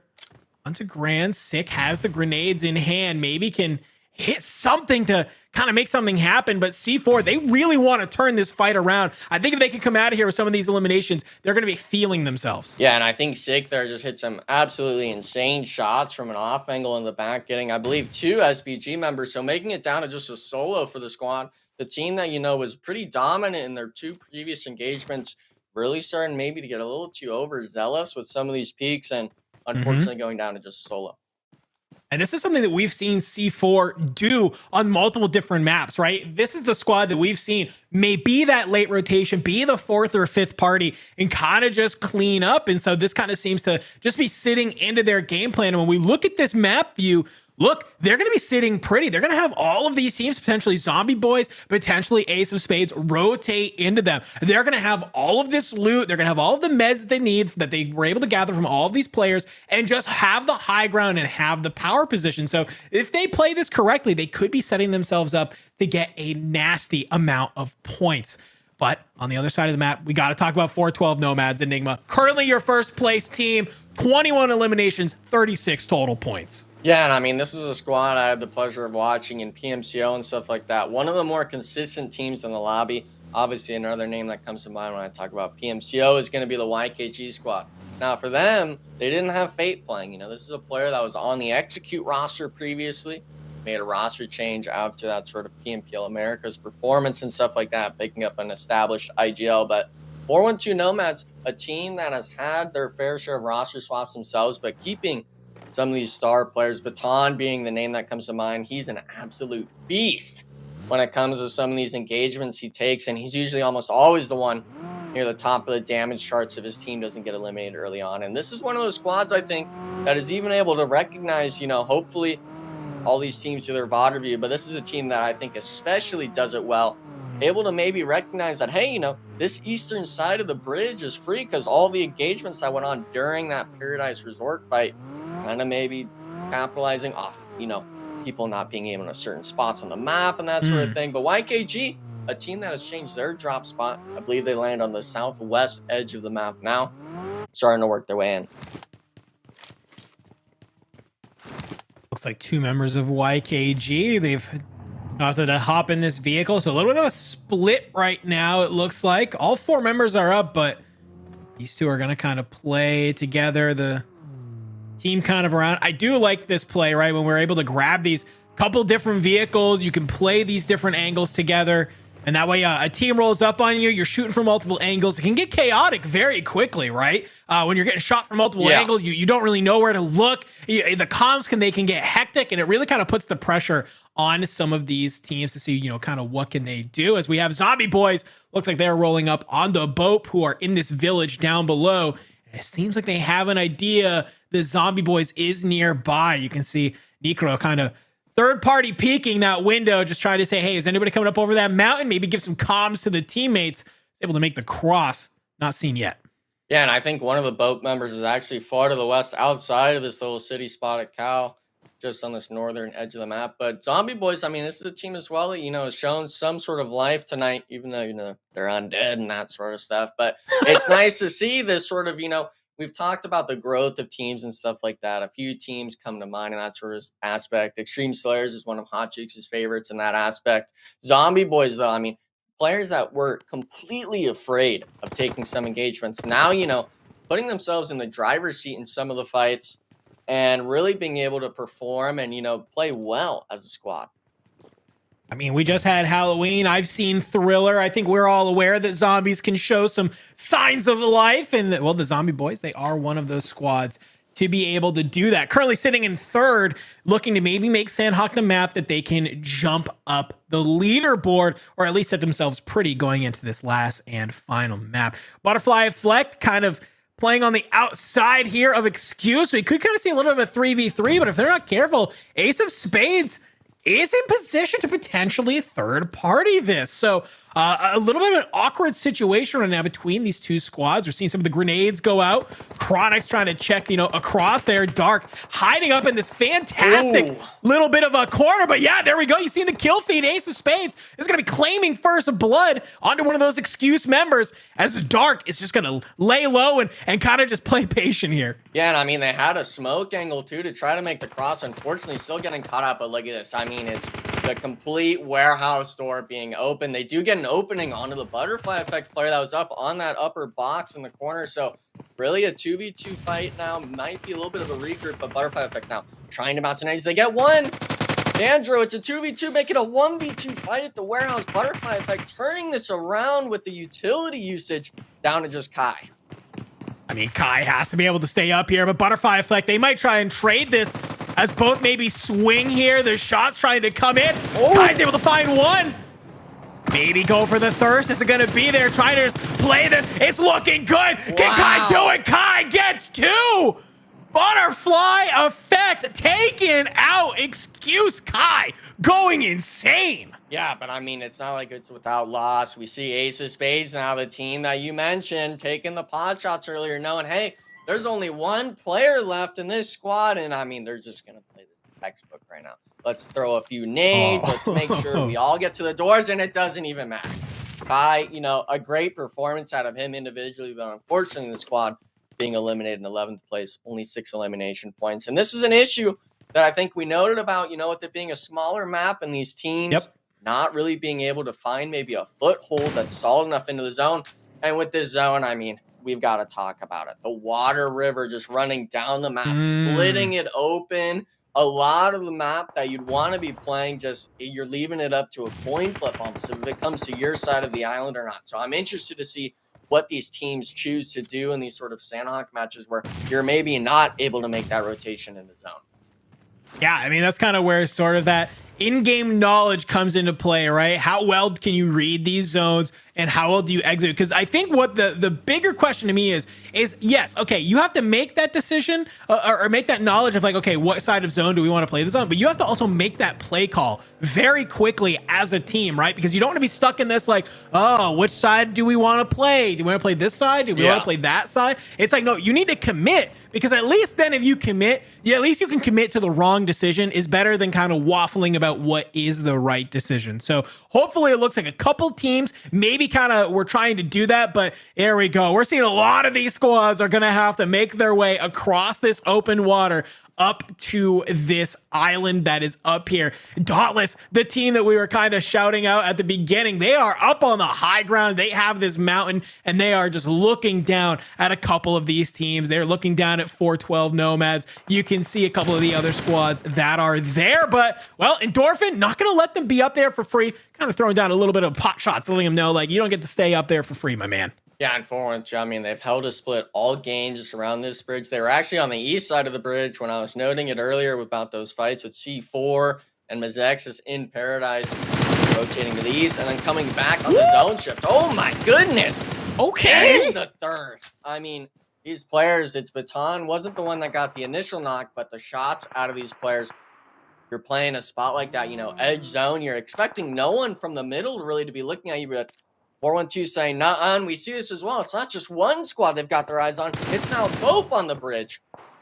Oh, Bope flying up in the 2v1, but you can see some of the 412 players, they are out here trying to be able to help in. It's going to be Foops, man, in the back of this truck, just kind of play around, popping them over the top, getting some of those shots. It's going to be able to make the turn and burn on the Necro and finds a kill as 412 lures Bope into this trap and is just executing flawlessly. Yeah, I mean, all these squads now are just really starting to bite the bullet of, maybe you didn't make that rotation earlier enough. Bope, I like the effort of trying to make it across the bridge, but 412 already expecting it. Vehicles on this map back in the day were never really considered. And these players now, they understand the need of rotations and the severity of not being able to get into zone with how good players are now in terms of gun skill and stuff like that. So really unfortunate to see Bope, ninth place, just short of getting at least one placement point and 0 eliminations. I mean, it doesn't feel good, but we're seeing here a little bit of a cheeky angle. I think he's trying to get on like the cliff there in the water, but I mean, you're just that's tough. Yeah, Foops looking down in the water, literally shooting fish in a barrel, finding that player, trying to get a little bit too cheeky with it, but at the end of the day, it's not going to be enough as they do get eliminated. Onto our top 6 squads right now, as Foop is going to be able to see Bond in the water, trying to maybe pick up a couple more of those eliminations. You can see these 2 players from C4 are grouped up together, so they have to be a little bit careful, because if they try and make this rotation at the same time, this could be 2 very easy picks for Foops, man. Yeah, I was gonna say, I'm not sure if we can really even call it 6 teams with 2 C4 players, stuck in the water. Thankfully for them, SBG does get wiped out, 9 points to their name, going out in 6. And now we're down to the top 5 teams. Dauntless, we can see on the map on the right, the Mountain team having to start to rotate down towards this YKG squad, towards 412 Nomads, and everyone's got their eyes on them. So I'm interested to see if C4 will maybe be able to snake their way in, or if maybe both of these squads get eliminated on the zone shift. Yeah, it's a little unfortunate for Dauntless, right? They make this call that they want to play on top of the hill. It may be in hopes that the zone does pull to them, so that way they kind of have this ultimate high ground. Everybody's got to push up to them. They're just shooting downhill. It becomes really hard, but it's the opposite that happens, right? The zone pulls away from them. They have to move down this hill into a village where it's very easy to see that they're coming down from. So hopefully they can play this correctly and manage to stay up. But you can see everybody's converging on these little bit of houses. The smokes are out. Ace of Spades are looking to be able to move in onto YKG as Fate trying to be able to use the shotgun. The shots are coming out here as they push together. They find one. Can they find more from Ace of Spades? Wow. It looks like only one player is left alive, and well, just like that, 4th place, Ace of Spades does get knocked out. We are down to your final 4 teams. Yeah, and while that was going on, I mean, YKG had to focus all of their efforts onto the Ace of Spades squad, and Nomads was able to start to converge down onto them. But look at this. Wow. I mean, they kept a 2-2 split on this little compound on the north side. So YKG now, even though they had that early fight engagement, 412 capitalizing on this sort of zone shift. And hopefully we're able to see Nomads really start to put the pressure on both of these squads, because this could be a huge elimination game for the Nomads. I definitely think it can be. I love their positioning. You got Foops and Endorphin who are down here in the village. You got Crow up on top. If Dauntless tries to move, Crow is going to have that information and can make the play call, and the rest of 412 can kind of turn, but Endorphin takes a lot of damage. But there you go. Crow finds the down, finds the full onto that Dauntless player as they go out in 3rd, down to just this final YKG and 412 squads, as they do get the res on YKG, but they have to take this time to pop the meds as 412. They are starting to circle like a shiver of sharks and be able to converge on this team. They're able to glam these grenades. Endorphin moving on in with this shotgun. This is going to be it, Enigma. Yeah, 1v4 situation. I mean, I believe it was End or someone on the outside holding the off angle, hitting a sick 2-piece nade through the window all the way to the back door. Really love to see that. And I mean, 412 Nomads playing it textbook perfection. Having, the engagement going off. One note I'd like to make is that was all possible because Ace of Spades chose to take that sort of smoke trail play, that sort of line of smokes we're able to see onto the engagement with YKG. And I thought they'd have it, to be honest, Andrew. It was a 4v3 situation. They got onto the building, but YKG, unfortunately for them, hitting the nades, hitting the DBS shots, and ultimately allowing YKG to secure themselves a 2nd place. Yeah, I definitely like the positioning from Crow there as well, being able to pick off Dauntless as they tried to rotate in. But what an exciting map number 3. I know we got a man who has lots of thoughts on it. Let's bring back in Reflections to get his thoughts on that map number 3, man, because that was insane. Wild. I thought you guys were going to blow your voices out. There were so many incredible moments where things were just going down. And I mean, man. First off, for 4-1-2 to take back-to-back maps is truly impressive. Yeah. You know, there's always a team, it seems, in Titan Series. And each season starts off week 1 super hot, right? Winning back-to-back maps, or at least winning a couple of maps out of the 4 that are played each and every week. But 4-1-2 is exceeding expectations. 14 elims in map number 2. This time around, they get 17 elims. They were already in first. That lead is going to continue to grow. And let's not forget, Enigma, their worst placing was game number 1. But even then, they get 3rd place. So right now, 3rd place, first place. What makes 4-1-2 so dominant in your eyes? Well, before it was a lot of just this team synergy aspect. They didn't really make the roster swaps. Now, unfortunately, I can't say that with this squad. They did bring in 2 new additions for the squad, but I think it's a lot of just having a good read on how these teams in North America choose to play around the map and stuff like that, especially Sanhok. I noted that, it's hard being consistent on this map, but if they're consistent throughout all the days, it doesn't matter what map they're playing. This squad has shown a sort of dominance in terms of whether it's map rotations, team synergy, spreads on the map. I mean, everything you name it, the squad has just been stellar in. They absolutely have been 4-1-2, this strong outlier, but let's go back to the beginning. Trouble in Paradise. Mazexis, Golden Eagles, SBG, eventually C4 moving in.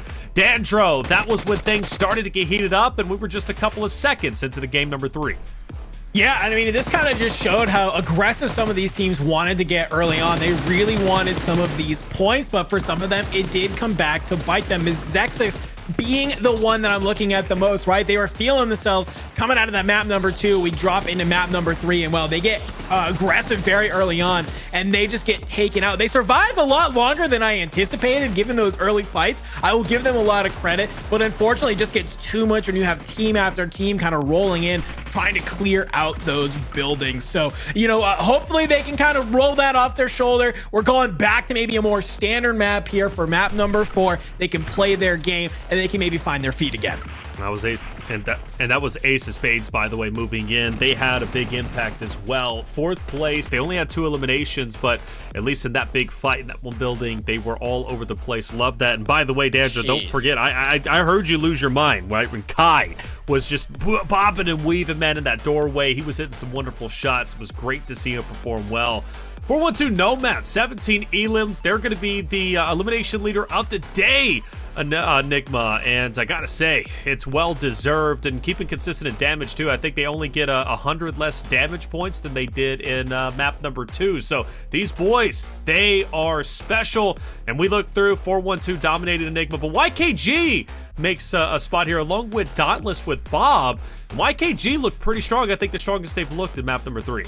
Yeah, and I mean, they're that team I noted earlier on that dropped on that far southwest side of the map. Not really being gifted too pleasantly in terms of having to rotate to the zones, but them taking those early engagements to the compound. Luckily, it's centered up on them a little bit. And taking that fight with Ace of Spades, I can't stress enough how important that is for a squad, especially in their position where maybe, they're not in that first place spot like 4-1-2 Nomads, but being able to win those engagements, secure yourself a few extra placement points and the elimination points, I mean, it's worth its weight in gold in my eyes. Absolutely. Dandro, 4-1-2, 27 points. The most points we've seen anybody gain so far. Dauntless kind of comes back a little bit. They're still kind of middle of the ground. They started off hot and heavy in map 1 with first. Map number 3, though, they get their highest placing since then. And C4 Esports, I think the big one, right? Because we haven't seen them perform well today, yet map number 3, they get 5th. Yeah, they were at the bottom of the scoreboard kind of coming in here. So to see them up here and number 5 is really, really nice. But I got to shout out Dauntless, right?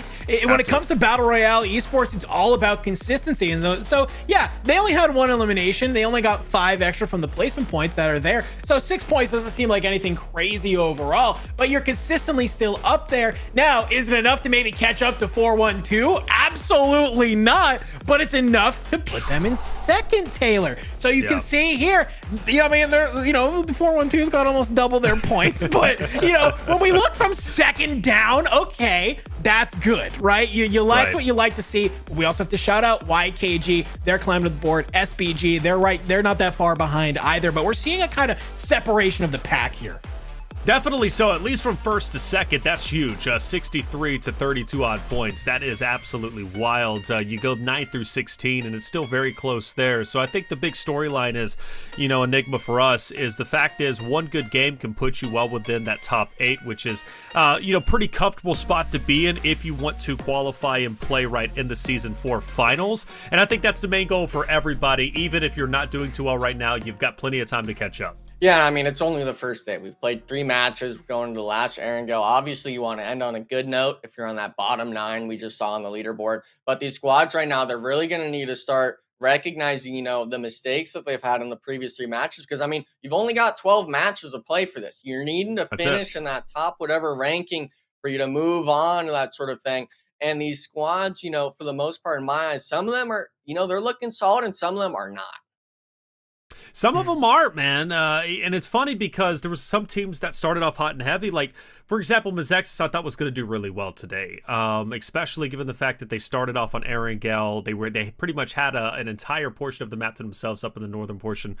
They don't get challenged. They have good rotations and I thought good positioning, but then they end up getting eliminated literally during their first fight. Map 2 wasn't really anything better, make a bit of an appearance, but even still, they only get placement points, and then you go into map number 3, and map 3, they're there, but not really there. Mazexis is a team that's playing too slow, in my opinion, where we know they can play aggressive and get in your face, and I want to see a bit more of that aggression. They cannot be too passive in week 1, or teams are going to run over them like they have been doing. So Mazexis is one team that I'm really wanting to see do well when it comes to map number 4, going back to Erangel. But Dandro, Erangel, we saw 2 hot drops from 4 different teams. There were 2 distinct fights. It was Zombie Boys versus Passion Fruit, Butterfly Effect versus Golden Eagle. Golden Eagle, Passion Fruit, both lose their initial engagements. Do they switch it up, or do you think they've been playing good enough to where they go back into Erangel and they beat Zombie Boys and Butterfly Effect off the rip? I think maybe if you really want to try and use it as practice for how do we win this contest, I think you absolutely stick to it, right? You obviously picked this drop spot for a very particular reason. Maybe because you feel like you'll like the looting path out of it. You feel like you can get decent loot there. You know how to play it well if another team does contest you. So this is week 1. You kind of have a little bit of flexibility to try out some of these things, because we know that when it comes finals time, having this experience and having those reps are what's going to matter, right? So I think that if you're one of these squads who, if you lost the hot drop off that first time, try it again. If you lose it again, hit some VOD review. Go look, what did your opponents do to be able to win? Did they just hit their shots, or was it something maybe more kind of big brain, smart play? They just out-positioned you, something like that. So I think, it's week 1. You got plenty of opportunity to figure it out. Go back, run it back. Run it back. Okay, I'm not against that, especially as a spectator, but are the competitors up for it? That's the biggest question. Enigma, there's 16 teams to go through. You've had 3 maps to watch, each and every one of them compete. Now we're heading into map 4. Who takes it? I mean, from my eyes, I'm looking at Super Lazy Reflex. I've seen him in some prime spots in these matches. Unfortunately, that second or third team engagement doesn't really go their way. But Erangel, the first map looked pretty good in my eyes. I'm saying Super Lazy Reflex.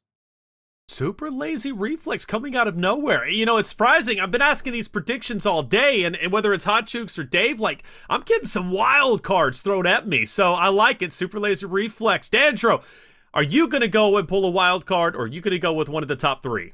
Maybe not one of the top 3, but I'm going with YKG. I think they really impressed me in that last game. We saw some insane just kind of stuff coming out there from some of the squad there. I think that they're feeling themselves after that last map, and Erangel is going to be their map that they really make it to the top. All right, fair enough.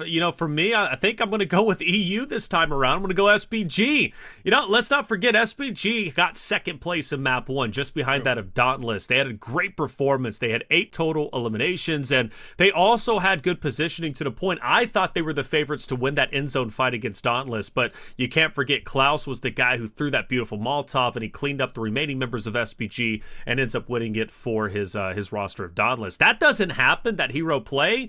SPG wins it. They represent EU, and they beat literally all the other 15 NA teams that are competing today. Despite them being outnumbered, they look like the strongest. I think they go back, they capitalize, and they end up winning this. However, now one caveat, though, that I do want to say, C4 Esports, A team that won back-to-back-to-back. They normally don't perform that well when it comes to regular season.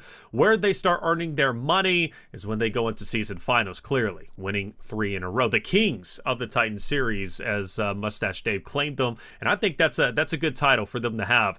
But C4 has been playing very passive, which is a bit unorthodox. Typically, they're a team that doesn't matter, or they don't get worried about getting in your face, getting aggressive. Map number 1, they had an entire section of the map to themselves, and I didn't see them do anything with it, despite them running into teams. They played way too passive, and let's not forget Extreme Slayers also gunned them down.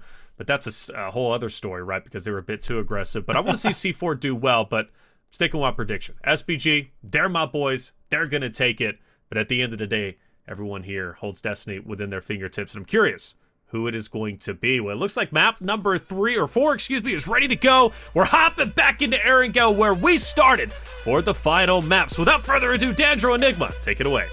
You know, it wasn't too long ago that I was with Taylor getting, 3,000 Europeans yelling at me. So I'm not surprised that he is siding with, of course, the European friends, right? But here we go. Last map of the day, Enigma. We're coming back to more of a bread and butter, okay? Yeah. We just came back from the insanity that was Sanhok. That's more of a map about adaptability, like you were saying, right? It's about what team can kind of adapt to the map and what's kind of happening. We're now back to what teams can play their execution a lot better. Do you think that some teams are going to struggle with that? You know, obviously we go through this map set where you're so focused on how do we execute our game plan. Then you have that one just map where you said you're like, nobody likes playing this map. Everybody's just like, no, get me back on the normal ones. Like, do you think some teams struggle with that? Well, I think it's a struggle of what you do after that. I mean, we just saw with Mizexus, the Miramar, they did pretty decent. They had some nice engagements, those 3v3 fights on the pull-ups, and they go into, Sanhok, and it's just immediately squad wipe. No elimination points. I mean, you had 1 or 2 knocks, but that doesn't get you any points for it. And going to this last match, I mean, it's Erangel, all these teams, I think the word execution, you said, is the perfect word for it, because all these teams, they know every dip, they know every spot, they know how teams are going to be spread in buildings. It's a matter of how you're able to react to the situation. And going back to the first 2 matches, I'd like to include Miramar in this one as well, in terms of the map itself being so like informative for most of these players and knowing it inside and out. These players, I've seen these teams, start to really get the gears turning in that zone 4 or 5 passion fruit. The team that comes to mind at first, Erangel was not hopping. We obviously saw them get eliminated early, but when they're able to get themselves in those tried and true positions on Miramar and stuff like that, they were able to show up and really surprise me in being able to execute. So I'm interested to see if it's those same teams from the first map being able to do that, or if we're going to maybe see some new teams being able to, aggress and be able to perform under the pressure that's coming up. We already saw someone, I believe it was a Dauntless player, getting knocked by a melee. I'm not too sure about that. Hopefully we can get a little bit of a run back with that. But we see this fight. We know it's going to be the Zombie Boys and Passion Fruit. Bit of an earlier drop, and they are dead center of the zone. So it's not like, the first game where you're going to have to make the rotate all the way towards that western side north of Gatka. You're dead center. All these teams are going to start gunning to you instantly, meaning that you're going to have to clean this fight up quickly. Already some early shots between these two squads as Quancho making it rain at the range with that weapon. Managed to hit some shots on, I was like, one of these Zombie Boys players is he's running around is this giant heart, which I just love this. I'm not sure. I used to rock the Yeti outfit back in the day, and that was a big hitbox. So, oh my. Okay. Catching the coattails on the crazy here. It does seem like they might be able to get the reset, but the outfit thing, I mean, I was never a fan of wearing large outfits in competitive play, in matches like these where, every little nook and cranny, your foot could be seen around a tree. I mean, it's not fun at all. So, shout out to him for being able to rock it. Maybe he's just confident enough to be able to hit the shots. But Passion Fruit now, we didn't really see that too good of an engagement in this 4v4 in the first map. Looking a little bit better now in their situation. Yeah, I love that, right? We see them getting some nice shots onto the zombie boys. And even if they don't get that knock, right, they don't get the full thirst that they're really looking for, you create pressure, right? There's only so many resources that you can find early on in the game. And by being able to create that pressure, you're able to then kind of be able to be a little bit of aggressive on them. But speaking of aggressive, let's look over here. Golden Eagle trying to take this fight against Butterfly Effect is solo. Gonna be able to jump around the corner, get that full thirst. Dark over here is gonna be able to try and drop some of these smoke grenades, make this cross, get over to solo, try and help out as the rest of the Golden Eagles looks like they're kind of maybe just sitting at bay here. They don't want to maybe take anything too crazy after that fight. Yeah, I mean, the calls are not going to be happening with the Eagles, unfortunately, tonight. I don't have, the nice, graphic that Hot Cheese got. I'm going to need to take a note or two from him for the next one. But unfortunately, looking a bit of a repeat on that first map, we're down to just the 2 members. Butterfly Effect as well. I mean, we just saw as soon as he got that trade and the engagement, his teammate instantly smoking the cross in case Golden Eagles tried making that engagement. But, Butterfly Effect now, they're kind of near the edge of the zone. I wouldn't be too worried about rotating because if it's 4 free points like this, I mean, you might as well be taking them. A couple of those shots coming in from 8. Go in on to solo as yet again able to use that smoke to kind of move up. I love the positioning right now from Butterfly Effect. You got Dark and Solo who are sitting on one side, Kubi on the other. He's gonna eat some bullets from up top as it looks like Dark is looking to get aggressive now, lobbing in some of these grenades from the top. Maybe he can hop on in as they decide to push up the stairs. The shots come in, but they're kind of filing in one by one. Can 5 do this? Is able to find 1, finds 2. That's Dark and Solo going down. The thirsts are in. The Golden Eagles have completely flipped this fight on its head. Man. And that's a wipe. That's all. What? Oh, man. Yep. I mean, yeah. I think you earned that. I think you earned a couple little body shots. Yeah, I mean, and all that happens by 8's positioning. We talked about, Butterfly Effect's position, Kubi with the off angle. If you get knocked, it doesn't matter if you're in the off angle. Now you're leaving your squad in the own positions itself. But I mean, we're seeing this as well. Oh my goodness. 4-1-2 Nomads. We've given them praise for the night, but unfortunately, now on the back foot against both of all squads. And it's not even just them, it's Extreme Slayers getting a bit of an off angle onto them, going 1 for 1 with the shots. And I mean, we're seeing some insane shots right now, Dandra, out of some of these players in the lobby. Yeah, I mean, how many times, even after the start of this game, we've just seen some long-range rips happening. 4-1-2.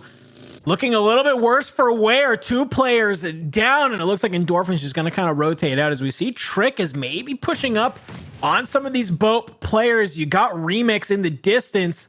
Bray coming over and hopefully can get that revive going, as they can maybe look to reset this fight. Robert's a little bit away, but can kind of maybe gain some information for the team.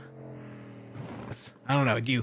What do you think? Do you try and maybe just reset this fight and maybe respect Bope and say, hey, you guys can stay over there? Or do you try and maybe get aggressive here? Well, I think, you got 2 elimination points. You might as well just wait and see if they choose to keep fighting you. If not, then I think you just make your rotation. We saw 4-1-2 Nomads be the first team to leave that, leaving Bope, kind of that sandwich team in the middle of the meat sandwich, getting pounded from both sides. But, thankfully, I think if you're some of these squads, whether you're Bope or 4-2, you're kind of happy with that. You're like, at least we didn't get fully eliminated. Bope, thankfully, walking away with 1 elimination point, but really hate to see that going 1 for 1 in that. So I'm interested to see what these teams opt to do, because I feel play styles change when you lose that early player, lose an early engagement, because maybe you're not as confident with your squad. Maybe you like the gunner instead of the IGL being thirsted and stuff like that. And I think all of it just comes down to this sort of mental dynamic that these players have been in for scrims, and hopefully being able to apply that to the tournament play now. Yeah, that's a really good point. Do you have these plans for, if we go down 1 or 2 players early, what's our game plan, right? Have you talked through that as a team? And if you haven't, well, at least Titan Series Week 1 is a great way to kind of look at what you did. Maybe you find something that's successful and works for your squad. Maybe you get a little bit kind of crazy. Maybe you don't feel as comfortable when you're down 1 or 2 players. So a nice learning moment for some of these squads as we come back over to 4-1-2. Both of these players still remaining, as it looks like they are just going to kind of join up, vehicles in hand. So that's nice. Be able to kind of rotate through as they want. The zone is starting to close on in. Oh, I guess we're not done fighting here at the compound. YKG full sending onto the Extreme Slayer squad. The run overkill. 2v4 situation in the compound right now, Dandro. I mean, YKG, they were the team I wanted to kind of make something happen, and we're starting to see it here as one swings wide, and Joey gonna make them absolutely regret that as YKG just rolls up on this squad and is just absolutely picking them apart. This is Extreme Slayers going down. Robert trying to do his best, but I don't know if it's gonna be enough. Yeah, and I mean, we saw the solo player on Extreme Slayers on the west side, YKG, taking this 3v2 engagement in the compound, having their solo player, I believe it's the leaded user, it is, holding off Trick on the edge, and he doesn't even make it out. Extreme Slayers, the squad that had been here since the start of the game, picked up 2 free elimination points, I think just stuck around too long. Yeah, I mean, you just saw the aggression that YKG had, but speaking of aggression, Ace of Spades now fighting off SBG. Looks like 2 are down. Trying to be able to play this from the outside, maybe get in a cheeky angle with this shotgun. Arya gotta be able to come on out, but gotta get taken out by Blinky just very quickly. Maybe the res coming on in.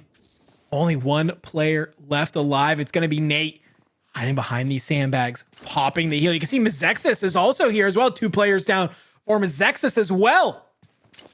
Yeah, these engagements right now are not it. Nate, unfortunately, getting caught by the off-angle player. XCZ picking up the elimination point for the squad. Only losing 1 player in that engagement with Mazexis, so 4 eliminations to the squad that I had picked for this round, Super Laser Reflex. And, you know, I'm not going to say it. It's Caster's curse with Taylor, but, you know, SBG, unfortunately, while all this stuff was going on, you know, 14th place. But YKG now maybe getting a little bit too aggressive. Joey giving essentially a free knock to WYY. Really like to see these sort of plays from the squad, but maybe at different parts of the game. So YKG now turning tail, allowing Excuse to pick up the free elimination point onto Joey. Yeah, it's a really kind of terrible situation for YKG. Yeah, Joey, who kind of rolls up on the hill and, oh, hello, there's 3 members of Excuse looking down on you. So I do like that YKG just goes, sorry, bro, and then hops back in their vehicle and leaves. Just kind of like, you know, kind of saying, hey, we don't want to take this fight. We need to get away from here. So fast rotation out is Passion Fruit going up with the last 2 players of 4-1-2. HH is going to be able to find Endorphin. That's a very quick down. The last player of 4-1-2 up in that building. It's going to be Foops, man, all by themselves trying to keep it alive. It looked like Endorphin did get thirsted, so it's going to be Juancho and HH kind of taking on Foops in this 2v1, but we've seen 2v1s already! And just like that, Foops with the downtown nade finds Juancho, makes this a 1v1. Oh, and it's not even a 1v1. I mean, H getting shot in the back. I wanted to make note of it. C4, the team that's always in these positions to just pick up 1 or 2 elimination points. Third party, this or that fight. I mean, it's just textbook work out of them. And we're looking at 4-1-2 Nomads. We can see it on the right side. They've only got 2 elimination points to their name. 1 player left alive. It wasn't like you were able to pick up those points on the Passion Fruit like you wanted. You hit a sick nade, but you don't get the last player. Really just a tough spot, and we can see it here now. I think C4 is starting to put the pieces together, getting a little bit aggressive on possibly the last player of the Nomads. Yeah, this is huge. If C4 can find this last player of 4-1-2, then they're going to kind of do a really good job of taking them out. I still think 4-1-2 has enough points that they should be feeling pretty solid in first, but either way, you can feel good as C4 that you did take them out. But hey, Foops, though, maybe just at this point, going to say, I just got to play for placement. And that's all I have to do, make some smart rotations. Maybe can kind of get out early right now. But looks like just trying to peek the window, maybe trying to get an eye. Is anybody trying to push me right now? Maybe has a good idea that C4 is looking to maybe try and get up there as some nades start going out into the building. Looks like they're not going to hit. Oh, and he's just going for the shots. Yeah, I mean, he hit the sick nade earlier. He's got 5 to his nade, but unfortunately, it's not a 1v2 situation. It's going to be a 1v4 situation with the squad that has made this tried and true performance of hey, we're going to come after you and we're going to make sure that you get thirsted out. So I think he's making the play now. He's trying to make the mad dash, Dandro. He's in the buggy. He's making the drive off. I'm not hearing any shots yet out of the C4 squad. Ooh. I think he's going to get out. Quick little thing there too. I love that. He gets out and goes down that little knoll and uses the environment to his cover, right? Even if they were looking in his direction, they would not have been able to shoot him as, well, he kind of flies up over this little grassy knoll and okay, it's still okay. Gonna maybe park this on the outside, hop in this building. But C4 is not too far away and they have their own vehicles. Yeah, I think the idea in my eyes is when you drive away, you don't go to a compound that they were already at. And I think C4, they kind of got the read of it. Yeah, he didn't even go anywhere. This is the old compound we're at. Now, the interesting thing is if Bond chooses to wait or if he goes for the shots, goes back in the buggy again. Trying to use the terrain to his advantage, but oh, he went into the water. He's a swim. He's a fish now, Dandro. Does Bond realize that? Does Bond see him? No, he might have given Bond the slip. Wait. Oh, wait, Payne. Payne's there. They're all there. I mean, he can't stay underwater forever. No. But there is the boat. The interesting thing is if he tanks damage and goes behind the boat, he could surface on the backside. And you'd never know. That's true. Is going to surface now. Black Mamba, I think, as well, kind of playing spoiler for C4 on that eastern side. They don't want to stay out too long on that coastline or else, you're just going to be shooting fish in a barrel at that point. But C4 now, they've got 2 eliminations to their name. We did see the zone shift earlier on. They were basically dead center of it. And all these teams now, I think you got to start prioritizing, 1 elimination point for keeping all these other teams away from you. And it looks exactly what they're going to do. But Jay, oh my goodness, has the 1-up, but gets deleted by Chronix and C4 now. They went for this split play. They chased the guy. And unfortunately now just not being able to capitalize on the situation, being caught out by Excuse. C4 spent so much time to look for Foops, man, and just weren't able to find him. And look, Bond's now looking in the water, and Foops is just on the other side of the map. And so they pay for it, like you said. They just get rolled up on, and it's just not a fun time. So you have to be careful about, how much time and energy are you spending on these different efforts, right? And now look at this. Payne is in this vehicle. Unknown is looking downrange with this gun and is potentially going to be able to find picks. C4, I don't know. I feel like this game's kind of slipped away from them a little bit. Oh, yeah. And I mean, I think that's an understatement. You had the prime position. You were holding 2 of the best spots in zone in my eyes, other than maybe Black Mamba's positioning, and really losing a player early on just because you guys went and wanted to chase Michael Phelps of all people, swimming complete opposite way. It's not like he stopped at the boat. He kept going all the way around Roshawks River and stuff like that. So I like seeing those sorts of plays work out for some of these squads, but we can see it now too. I do like this car skin. I do like seeing all the car skins because, there's so many of them, Dandro, and some of them, I know Dave's a big fan of the cheese mobile. It's like a US skin and it looks like a rat trap and there's some cheese on the top. Some of them in my eyes are amazing. I mean, yeah, you don't really have to be covert at all, right? I mean, yeah, you're in a vehicle. People know where you are. It's not like you could drive silently. So you might as well look cool while you're doing it. Yeah, like this one. Driving silently, most people don't know this. It was in the game for, I think, about a week or so. They had just recently added Tesla skins into the game onto just the Dacia and stuff like that. And the car didn't have any sound when you drove it, just like an electric vehicle. So people would drive through compounds and you'd never know. And there would be all 4 of them in a car, just clown carring it up, just beaming it. And you'd never know. So, it took us a few days for it to get patched up, but thankfully it did, or else, we'd be seeing everyone in a Tesla clown car in it still. YKG looks like they've managed to take over some of these ruins area just on the edge of zone. I don't hate this from them. Maybe just trying to catch anybody else on a late rotation. They're kind of here, near this river as well, so they can see, is anyone trying to cross this river right here already? Can we catch anybody doing that? Unfortunately, the only people that are near them is Bope Esports, a little bit to the south on the other side of ruins, so we're not going to be able to find anybody thus far, so we'll have to see what they manage to go ahead and do. Dauntless. Yeah.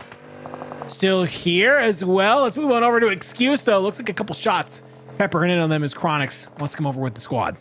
Yeah, and this is the squad that had already picked up the 1 elimination point onto the C4 player. Now realizing that, hey, you know, they had moved to this compound. Thankfully for C4, I think this compound is just a little too difficult for most of these squads to opt to push. But going back to the YKG squad and stuff like that, I'd like to make note of these teams on the edge because these are one of those zones where, you know, the water is going to really start playing spoiler if you're even going to be able to get into the zone, whether it's you swimming or trying to maybe send it across the water and drive in. But we're already seeing it now. Bope taking some engagements with, I believe it was either YKG or Excuse at the compound. People starting to make their namesake home at this little water tower. And I think on the map it is going to be Bope sending themselves off the knock onto the Excuse squad. See, looks like Bope is going to be able to be the one to claim first blood, but Excuse going to answer back. Kai, we saw Kai go huge in that last game and as well doing so here again. It looks like YKG, though, trying to be able to go on over. Supra finds the trade onto Kai. We'll have to maybe hope that this is just a battle. I'm watching the kill feed, and it's just Bope and Excuse back and forth. Trying to do our best to stay on top of it as well. Bope, they have one player left alive, and they were able to eliminate Excuse in 11th. Yeah, I mean, 4v3 situation. They picked up the 3 elimination points. Unfortunately, down to just a duo now. But YKG maybe a little bit too slow in this engagement. If he's able to find that little, you know, honey hole spot for the nade, maybe opens it up for the squad. But look at this. I mean, it's just fate putting the pressure here. Some of these squads really aren't able to recognize these sort of plays. Of you just showing presence like this really makes teams start to turtle up and, you know, be like, oh my goodness, like, we're going to get slammed. Like, these teams are going to be coming after us any second. When in actuality, it's just them using 1 or 2 frag grenades. So we do like to see it. Zombie Boys, though, Dave's favorite team, holding up on top of Rozhawk Hill, getting some shots from Dauntless. But the zone shift happens. It's towards the west. Black Mamba had this position on top of Rozhawk early on. Hopefully going to be able to start reaping the rewards of their positioning. I mean, they're looking down at a number of squads below them. Super Lazy Reflexes below them. The still one lone player of 412 Nomads is nearby. They could potentially catch Golden Eagles is still up here who are kind of rotating. There's a lot of people they might be able to find as Foops. Okay. The Foops solo. staying alive. Yeah, I mean, he was on that early compound. He made the water play in. I don't know if he got a vehicle or what, but somehow got into Rozhawk. And look at all these teams. I mean, it's not just him in here. We see SLR having to make the mad dash across. It was actually one of their players he beams. Maybe make it a second one. I mean, he got him half HP. Getting beamed down from the other player, but he stops early. Middle of the road. Zombie Boys, you're on a timer here, XCC. Are you able to get the knock or not? But Ignade hits it. One-man army right now. One-man army, but you can see the Molly does come in, is going to be able to drop on down, pop the med kit, as that's 2 Super Lazy Reflex players who are down. Juan is going to be able to try and come on over, but the shots from Foops are there. Juan's got to be careful. This could be a 1v3 for Foops. Yeah, and his blessing right now is that his teammates haven't been thirsted yet, but the timer's going to start to close. We can see it on the top right. 12 seconds till it shifts. Now you are right on the edge. Maybe you'll be able to get the resets, but there's still this 412 Nomads player. You're going to have to get this elimination now and fast before Black Mamba, before Ace of Spades, and before Zombie Boys starts aiming their guns towards you. I like this. Foops is playing this very patiently, though. I will give him a lot of credit, right? Was able to get those knocks, but doesn't feel like that they have to just super push up and get aggressive with it. Just says, all right, cool. You want to go for it? Fine. Juan is able to get the revive off, though, and that could spell some danger for Foops here. He's going to have to move in at some point, but just when is the question. Wait a second. Bob, what's going on? Bob. What am I watching here, Dan? What did I just witness? He tried to throw the grenade. I think he was trying to be a little bit quick with it. You know, maybe your thumb slips. I don't really know, but they were inside, and it looks like it might be okay. Black Mamba, though, you called it out early, Enigma. You said they were going to be able just to kind of look down at everybody who had to rotate in, and well, that's what we're seeing right now. Just shots coming through the windows. They're finding lots of teams on rotation. They seem like they have the strong position right now. Yeah, the issue is, there's just a three-man. A lot of these squads, well, we saw it off screen a bit. SLR does get the wipe on the 412 Nomads player. Only two of them up, but these squads, I mean, when you're a three-man, 2v3, 1v3 is not that unthinkable. We are going to see a bit of help, though, maybe from the Dauntless squad that's towards that center part of zone. But, we talked about these teams earlier on, C4 and them kind of just chilling on the west side. They don't have to make a move at all until the zone pushes them out. So all these squads, I think, are kind of focusing on the wrong teams right now, not really recognizing the real threat that's about to come to them in the next few seconds. Yeah, I mean, C4, looks like we got one member of YKG as well who can kind of just slowly and lazily push in if they decide to. But you're right. I mean, this is just kind of insane. We can see Unknown is taken out. It's kind of just sitting up top there. Ace of Spades in the bottom below. But look at this. C4 has now decided to roll in.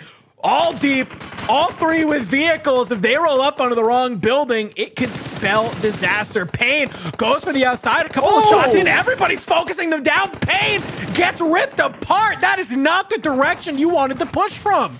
Yeah, I mean, blue zone, it's zone 6. That's not going to be just doing 1 or 2 ticks of damage. That's doing 4 or 5. This squad really feeling the pressure right now, but Ace of Spades now chose to push into the Dauntless building, catching one player off guard. And look at this. I mean, just smokes galore. Where do you even look, Dandro? He gets a 3K, I think it is.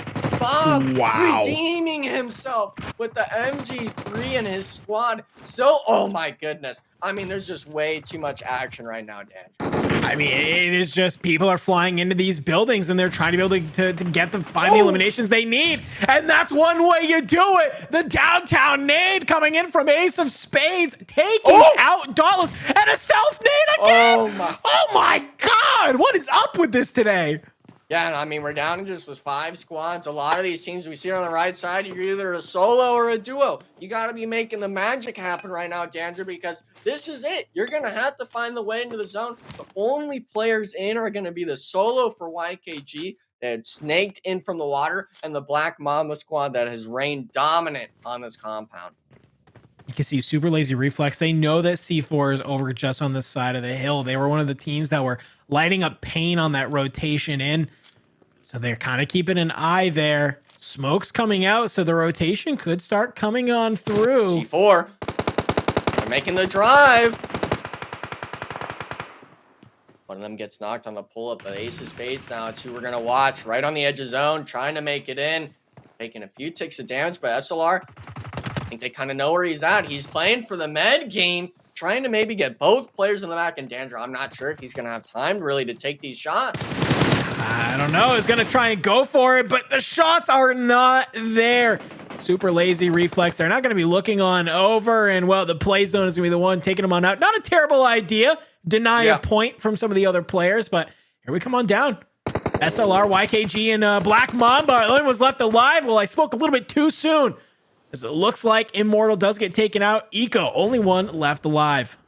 Yeah, this is last circle as well. I mean, it's going to shrink into nothing. Fate playing it to perfection. Saw the player on Black Mamba. Not really expecting, I think Black Mamba thought that it was 3 players on Super Lazy Reflex up on this edge side, but Fate playing spoiler now. Hopefully he's able to dodge some of these nades, but 6 of them, I mean, it's not looking too pretty.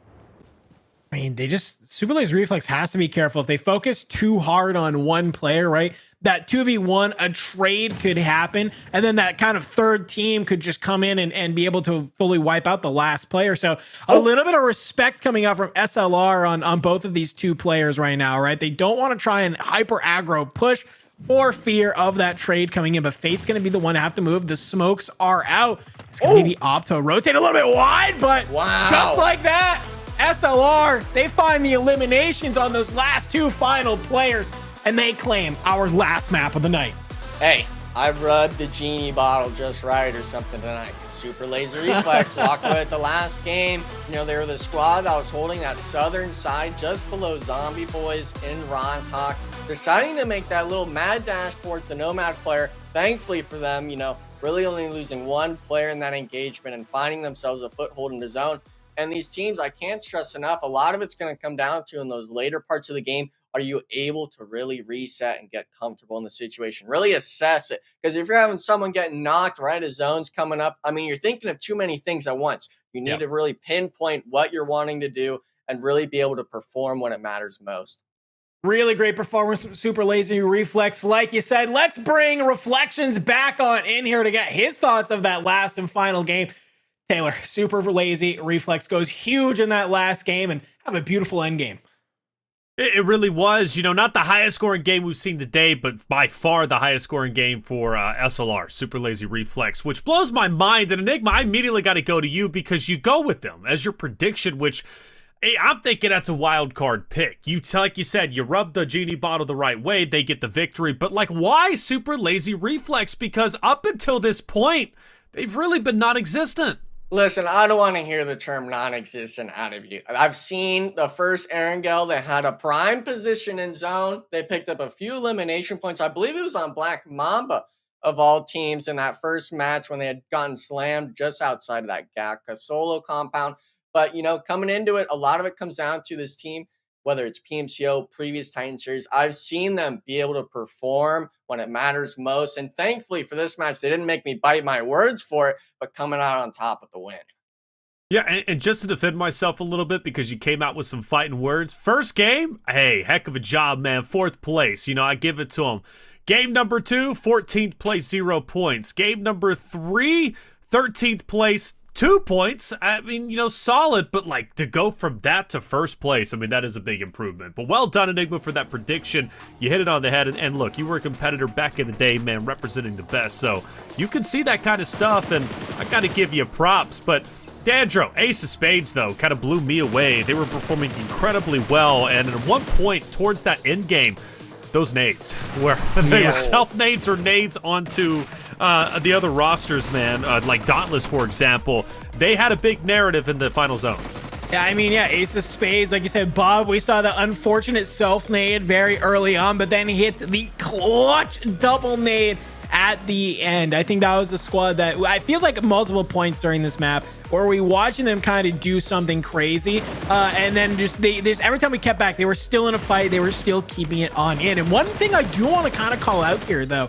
we got to remind ourselves, C4 spent so much time looking for Foops in that sort of mid game that unfortunately they get stuck outside of the zone. They try and make this late rotation in, and it's going to be SLR as one of the teams that's able to just to absolutely wipe them out and put them on the back foot. So they got to be able to kind of read that for future weeks, I think, because obviously it was not the best play on their part.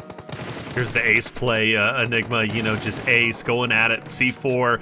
I was astounded how quickly Pain got mowed down out in the open. Yeah, and I mean, a lot of it was just he took a few ticks of damage coming in from the zone. The buggy play, I think he just got a little too fancy with it. I mean, your other teammates made it in perfectly fine on the other side of the hill. There's no reason for you really to take this strong arm angle off to the side. Now, maybe he thought all the teams were fighting at the compound, but that obviously wasn't the case because we saw players instantly beam him, pick up the free elimination point. But I mean, the stats here don't lie. 1,400 damage, essentially, and 9 elimination points. All of this came down to, that one dire rotation that these teams need to make, and fortunately for them, being able to survive it.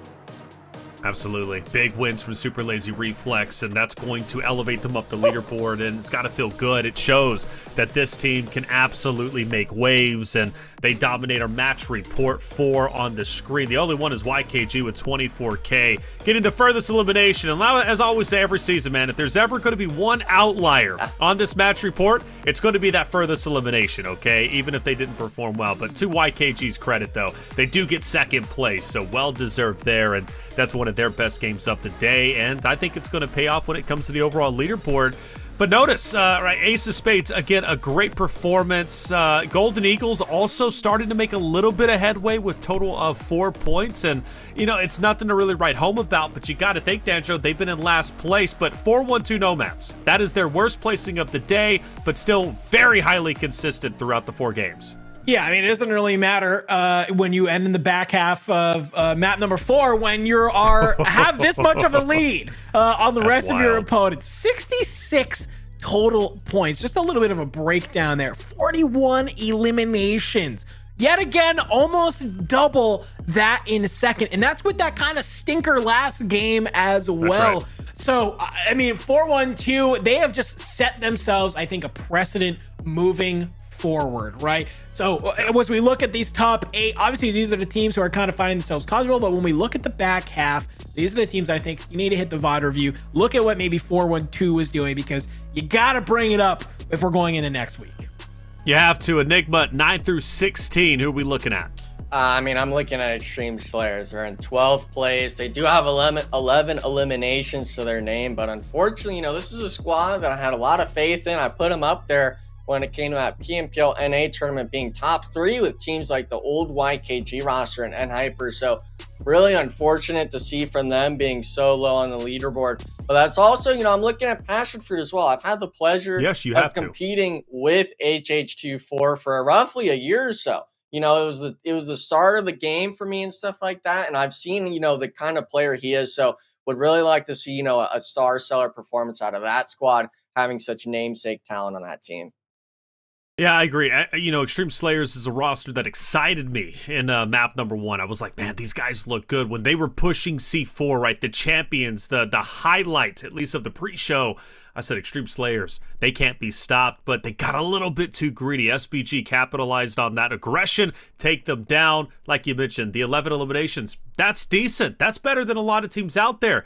But if you're not getting the placement points, you're not going to end up in that top 10. So Extreme Slayers, come week number 2, they're going to have a much better performance alongside that of Passion Fruit, Golden Eagles, and a couple of others. But Dandro, top 3 at least, right? I mean, obviously, 4-1-2, they were just so consistent that they continue to gain points. For Dauntless, game number 1 is where they got the bulk of their points. They kind of rode the wave from there. YKG was a team that was consistently making improvements throughout all 4 maps. That's why they are number 3. But a couple of other rosters, right? They were just either, just resting on the spoils of the map number 1 or improving to break into the top 10. Yeah, I think the thing to note here, right, is that we had a couple of squads that showed moments of greatness throughout the night, right? I think most of the teams, we saw at least one moment where we said, hey, wow, that's a really great play. I love what they're doing, right? So what that just tells me is that as these weeks go on, this competition is only going to get better, right? Especially as these teams learn how each other's play, and also as they gain a little bit more kind of confidence that are there, right? So yes, we had a couple of teams who were just absolutely dominating, but I think a lot of these squads have really have a high potential that they can kind of come up to meet and make this an amazing Titan series. That's right, an amazing Titan series, and I think week 1 was an amazing start to season number 4. You can definitely tell, Enigma, how serious every single player is taking this opportunity not only to earn some money and to win Titan series, which at this point is a pretty incredible opportunity, but just a chance, really, Enigma, to make that PMPL. So, liking what I'm seeing so far. Enigma, it's been an incredible day. What are your final words before we get out of here? I'm hoping, over this week to next week, we see less hot dropping. You've got a week of whether it's fighting them in scrims or whether it's VOD review and preventing the hot drop taking new spot. I'm wanting to see some sort of change right now, because these teams, if you're near the bottom, the first week was great and all, but you only have 8 more games left to play. That's not enough in my eyes for you really to be able to hot drop these teams going forward. That's right. And Dandro, always great to see you, man. What are your final words before we get out of here? Hey, just really, I'll keep it quick and short. Fantastic week number 1. I love that everybody's playing with such an intensity here. And I just think week over week, like I said, these teams are only going to get better. And I feel like by the time we get to the finals of Titan series, it's going to be a completely different game. I'm looking forward to it. That's right. I'm looking forward to it myself. And thank you all for everybody joining us in there. Hey, and if you have not subscribed, make sure you hit that sub button, because we keep it going each and every week. Next Titan series is going to be November 11th, starting at 4 Pacific Standard Time, 7 Eastern Time on Veterans Day. So that's going to be week number 2. We would love to have you once again. For myself, Taylor Reflections Noble, our entire Talent Crew production team, thank you for being here. We hope to see you next week.